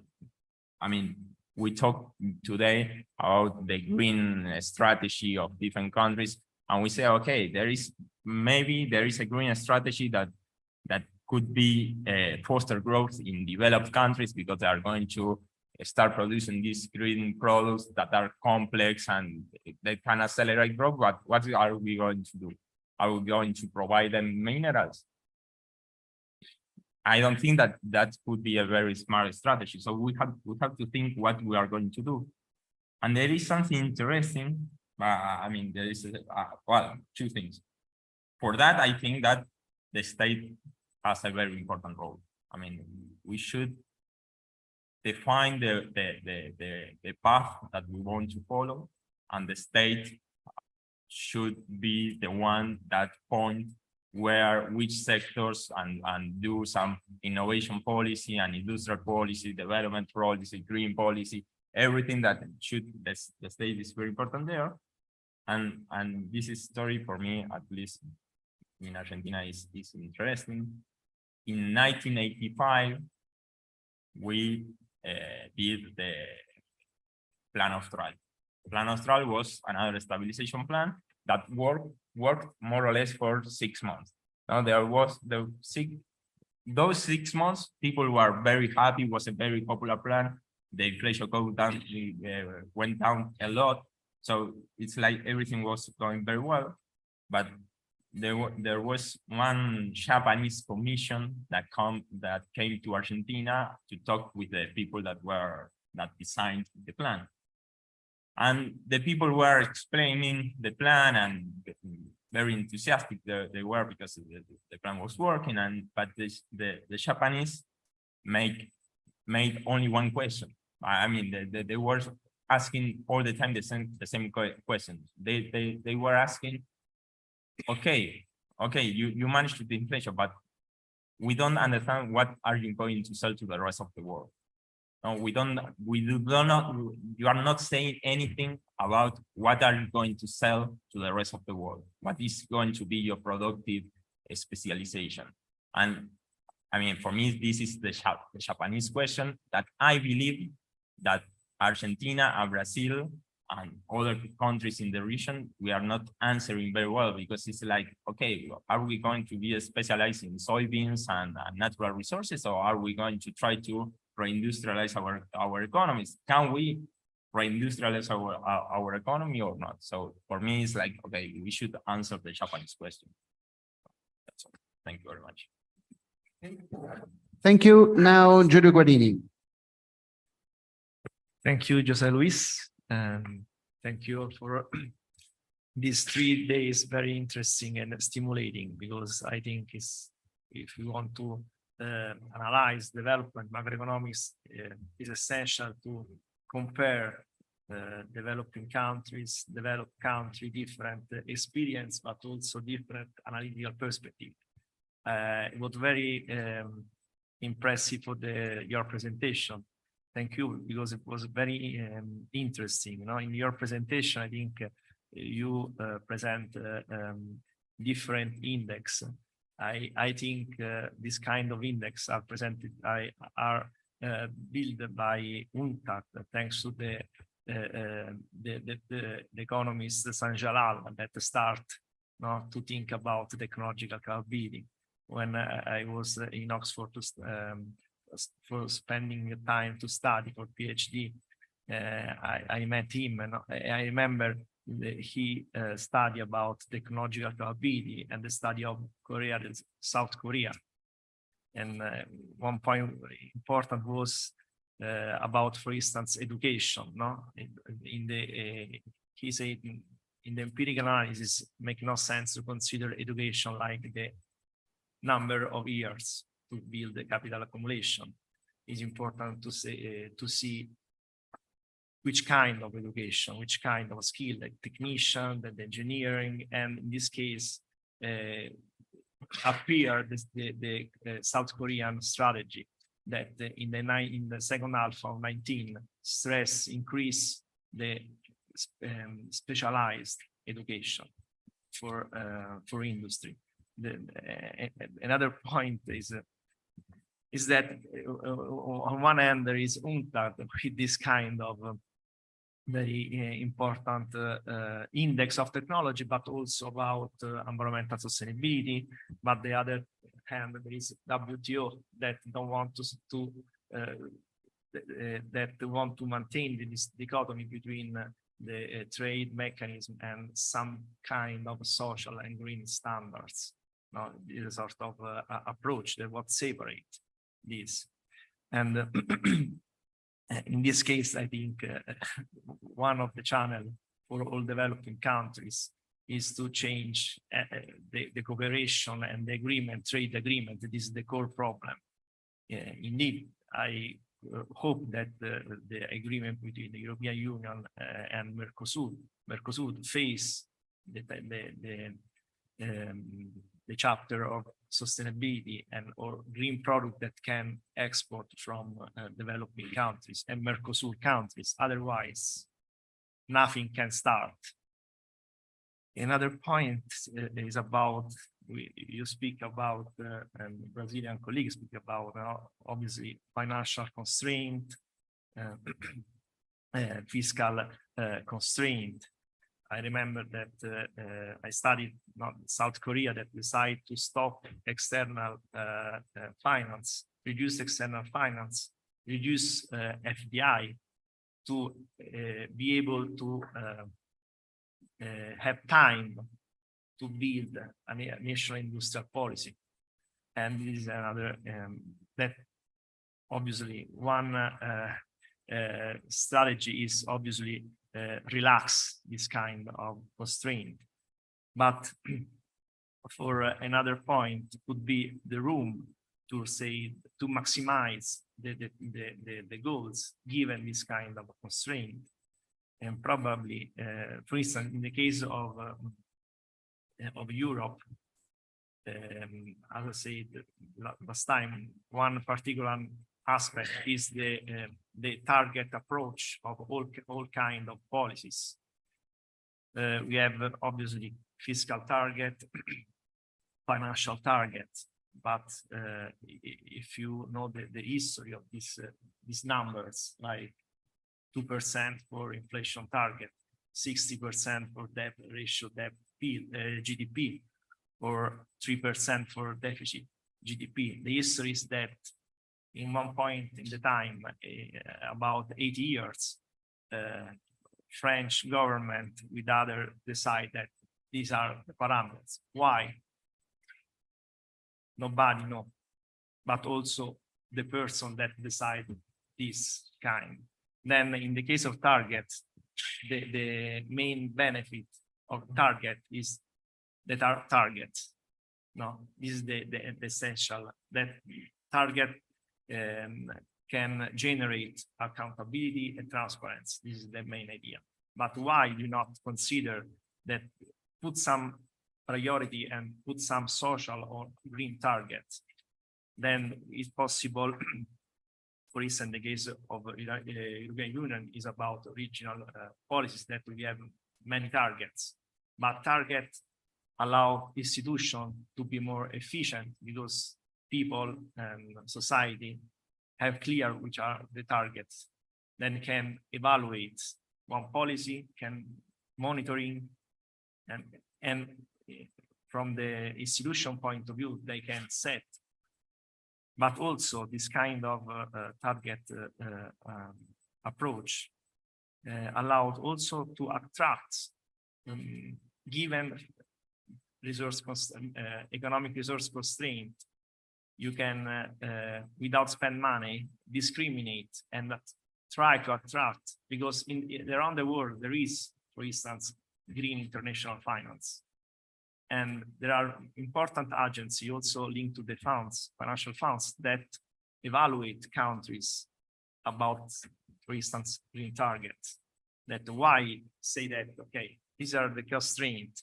Long term is to reduce this constraint, but in the short term, why do not invest in one target to attract international green finance?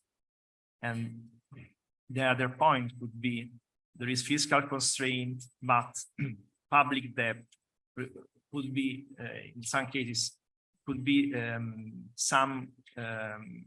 could be developed some kind of green bonds. This is another proposal for Europe. Okay, you don't want not insert we don't, sorry, eliminate green investment to calculate public debt, but why we can propose to the market green public bond. In this case, we can attract, probably we can reduce a little interest rate because people want this kind of target. At the same time, you can link people or economic agents for the same target. And all of this kind of medium-term strategy obviously generate important institutional innovations, because given the same level of employment, given the same level of public resources, public employee have to change process and improve their competence to set a strategy. Now, this is fundamental. In the case of the Italian plan about resilience, because of in this moment, we have a huge amount of resources, more than after the Second World War for Marshall Plan, okay? And now the debate, we are some target in the debate, how we can achieve this target. We have money, but now the target approach, the mechanism is that without project, you don't receive money, that you have able to set a project. This is for regions, municipality, for level of institutions. That means there is a road for innovation, institutional innovation. We say now in institutional innovation. In this sense, they are important for demand growth regime and productivity growth regime. Another point would be the role of university. I don't know in Brazil if the university have some role in terms, not in terms of, obviously not in terms of society, but in terms of economic system. For instance, in Italy, but other also in Europe, university can have a role in terms of knowledge transfer to enterprises. We know that firms try difficult to combat for ecological sustainability. Then they need a sort of alliance between university and enterprise. And there are some mechanisms that can stimulate the university to generate some network with the enterprise. This is the case in Europe. Now we have specifically in Italy, for instance, an example. We are research. We are the university has evaluated for 3 kind of chapters. One is research, teaching. Third is the third mission, means what university does for the economy and for society. And one aspect are all kind of spin-off between university and enterprises. In this sense, means given the same level of resource institution, saving public resource institution can help economic system and orient for ecological transition. Another point is, I don't know nothing about here digital transition, digital transformation, but it's another point, interesting point, because digital transition is very complicated, but in some cases can generate important economy of scale, and can, because it's very diffuse in all kind of sectors. And the last point is similar to the beginning, in the sense that given constraints, one very global constraint is the global value change. Is probably the main global constraint, that long term is to change this thanks to, for instance, cooperation agreement. But the short term is that, okay, you in the International Division of Labor, global value change, you are in this kind, you have this role in the global market. But please, also, if you are in this kind of role, space, you are the space for increased efficiency in terms of energy intensity, in terms of pollution intensity. We then not only change the share, but also in brown sector, could be gains of environmental efficiency, and they should have. Thank you. Okay, thanks. Now, Hagaf. Thank you. Thanks for a very stimulating 3 days. And so I think it's very clear looking at the development pattern of developing countries like Brazil, China, and India, for instance. Let's take these 3 countries that development has created a dual structure. Not just created, it has sustained and reinforced a dual structure, whether it's agriculture versus manufacturing or in the service sector itself. I mean, it actively maintains an informal, segment. So Brazil's case, it's, it was a premature deindustrialization that's happening. I don't know whether it hit the peak or not, but manufacturing is completely down, and now we are trying to revive it. Indian case, it's non-industrialization. Industrialization did not even pick up. It's 10 to 12%. That's the share of manufacturing employment and so on, which we spoke about yesterday. Chinese case, it's very clear. It's manufacturing-led development and state. Now, if you're thinking about reindustrialization again, there is absolutely, in my mind, there is absolutely no way that we can follow the old pattern of reindustrialization. Okay? We need to rethink industrialization strategy. We need to rethink development as a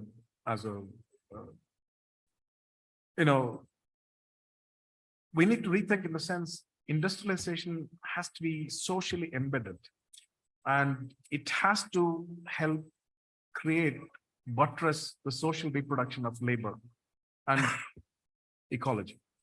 This is absolutely necessary. Otherwise, we will be doing the same old or crossing the same river over and over, as Heraclitus talked about. So rethinking development, I'll give you one example, only one example. One way I think in my mind is macroeconomics or economics per se, whether it's right or left, whether neoclassical or heterodox. We don't have women. We don't have gender. The simple question that I would ask is, Claudio presented the demand regimes, right? Profit-led and wage-led demand regimes. The question that I would like to ask is, what is the gender outcomes or gender equality outcomes that underpin profit-led and wage-led demand regimes? Do we have an answer? We don't even have the theoretical way to think about these things. Comparative exchange rate. We have seen in Southeast Asian cases, comparative exchange rate creates gender inequality. We know that for sure from our own experiences, but we don't think beyond the confines of whether it's neoclassical or heterodox. We just stay inside. Keynes' whole thing was we need to be able to escape our habitual modes of thought. I mean, we are stuck in this habitual modes of thought. We need to rethink. So I'll give you one example of integrating gender in macroeconomics that will actually connect with the demand regimes, what underpins the demand regimes. This is looking at unpaid care work of women. This is a theoretical work, but I'm also looking at the time use data in India, which actually reproduces some of the anticipations of this model. I'm not going to go through the entire thing, but I just want to share a few slides that. Oh, sorry. Just a few slides, and you will see why I'm saying that it is necessary that this one.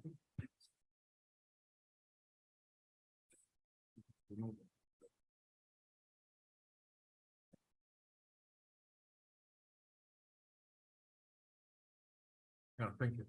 So in Indian case, I mean, we saw that there's a massive fall in labor force participation, female labor force participation. Women's work, in the domestic sphere. I mean, you can think of developed countries, you can think of developing countries.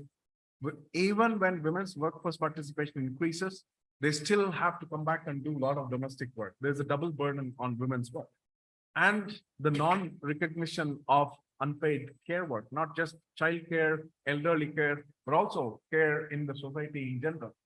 All this is important from a labor productivity point of view and the human capital point of view.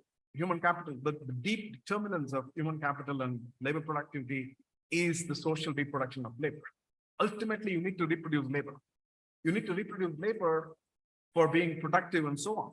We need to go beyond, we need to integrate. We want to do heterodox economic meaningful integration of rethinking development. We need to integrate gender and environment.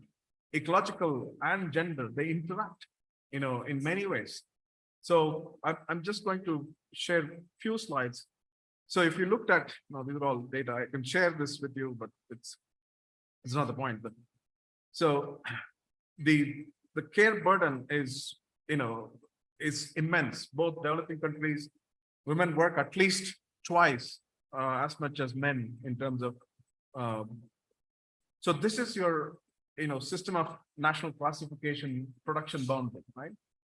Paid work, obviously, it's within the production boundary.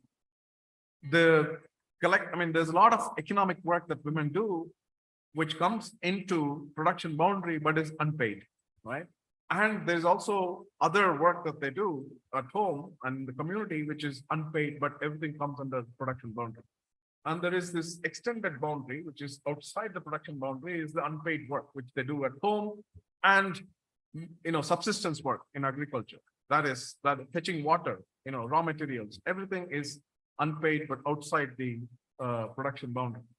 Now, if you take the, SNA classification, System of National Accounts classification, and if you looked at Indian case, for instance, Indian time use data, I'm not sure whether Brazilian time use data is there, and you actually figure out all the nature of, the work that you have, all the categories of unpaid work that you do, maintenance of kitchen, work in the household, taking care of children, reading poetry, reading lessons for children. And so all these are unpaid work, which stays outside. Okay. Now, what you want to do is we want to integrate, the unpaid work within the macroeconomic accounting, right? That's what we want to do. So these are different photographs of how women double work. They care for children at the same time they're working in the office or they're working in agriculture. So this is the double burden that I'm talking about, which is, well, we don't have it in GDP in any way, but it is so the question that I'm asking is, if we talk about demand regimes and comparative exchange rate and the macroeconomic stability, what is the gender regime that underpins all this? Ultimately, the adjustment, you may say it's a real wage is adjusting, but ultimately, what is adjusting is at the household level. If women has to work, if real wages fall, women work in more time in the market and more time in the house to maintain, their sleep time reduces, the rest taking time reduces. So ultimately the burden of adjustment, not in the real wage, in the time that they spend on social reproduction of labor, day-to-day reproduction of labor, as well as social reproduction of labor. And we need to capture this. We need to integrate that within our, model, whether it's neoclassical or now I'm using the traditional. So if this is your total labor, I'm just quickly, I'm not going to do any fancy stuff. I just want to show you this. This is the time use, 24 hours, total time. So look at females work, 24 hours, market work, household work. That's it. Household work is unpaid, market work is paid. Okay. Now, even if you think of a simple relationship between, it's always a problem. If you think of a simple trade-off, right, between household work and market work. So each line, the straight line is they can substitute, household work and market work very nicely, right? Whereas the steeper lines, the curves, they show that they cannot substitute that. They cannot, if they work in market, that's it. They cannot do household work, right? So these are various possibilities of trade-off between household work if you take this into account and think about your profit share and wage share and standard stuff that we do in Kaliskian macro models, what you get is this. In an economy, don't read the inside boxes. Think of economies where the care infrastructure is very good, high road, and the care infrastructure, childcare infrastructure is not good. That is the low road. Profit-led regime, yeah. Cooperation happens between workers and capitalists. When wages, even when wages fall, employment increases. That's cooperation. Otherwise, conflict happens when wages fall. So if you think of cooperation between workers and capitalists with very high care infrastructure in the economy, that means women can work. There is a social care infrastructure that takes care of, they can buy care in the market and they can spend more time. So this gives you egalitarian gender outcome, right? On the other hand, if wages fall, real wage fall, they can't pay market for care. So they have to work at home to, take care of children and take care of elderly and sick and so on. Even though they work, in the market, there is a time stress. So the gender outcome that underpins conflict between workers and capitalists, in this case, is time stress at home for women. On the other hand, in the low road, if there is no, care infrastructure, when the economy is booming, women face time stress, or in times of conflict, it can be very exploitative because on the one hand, they don't have money to pay for care infrastructure. On the other hand, there is no care infrastructure. So it becomes very exploitative. And it happens in other side also. If you think about the wage-led regime, that it's the same case. In the wage-led regime, you have the same possibilities. So what I'm trying to say is this, that we know that Baduri-Maglin model, from Baduri-Maglin model and so on, the limits to cooperation and conflict, we know, right? But if you actually integrated women's work in the standard Kaliskian model or standard post-Keynesian model, what you see is that the limits to cooperation between conflict, workers and capitalists, is underpinned by the ability of women to, take the time stress or time poverty. How much can they take the time poverty and time stress? That determines the limits of cooperation between capital and labor. Now, this is one way to think about rethink macroeconomics, rethink development. So care infrastructure, which Aslam talked about, care investment. Care infrastructure is, if you want to reindustrialize, not just, pumping money into manufacturing sector. You can't just say, okay, I'm going to be rich and then take care of family. What happens is that when in the process of becoming rich, the family is gone. There is no family. Either there is no family or family relations are so bad that 4 individuals are living in one roof, independent. So industrialization strategy has to combine the social reproduction of labor. Unless we do this, in order for we do these 2 things needed. Theoretically, we need to have some frameworks to develop policy models. And that's my humble submission. I'll stop.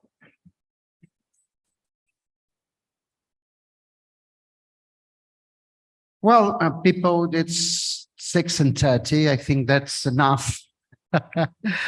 But I would to acknowledge the participation of our foreign guests, Agav, Gabriel Palazzo, Giulio Guarini, Osne Onaran, that was with us until yesterday afternoon, the presence of my friend Luis Fernando de Paula from Rio de Janeiro, and I also would to give many thanks to Cláudia Mitramo and Luis Carlos Garcia de Magalhães that arranged the funding from IPEA that was absolutely necessary for the realization of this workshop.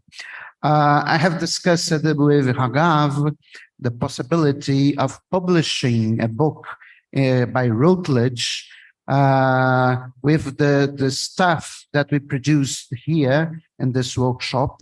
So we'll in some weeks start to think about the project to send the Routledge. But the idea is that every keynote speaker and every person that participate on the special sections will be invited to write a chapter to this book.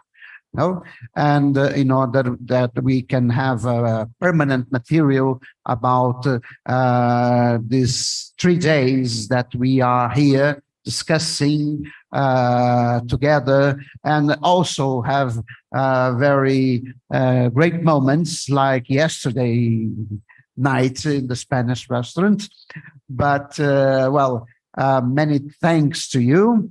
And for now, before Declare closes the workshop, I made a reserve for tonight at the Pizzeria Apulia on the south wing, is on block 114. Okay, there is a reserve in my name in the University of Brasilia. I'm not supposed to pay to anyone or say that means Rashid, as we call this in Brazil, Rashid.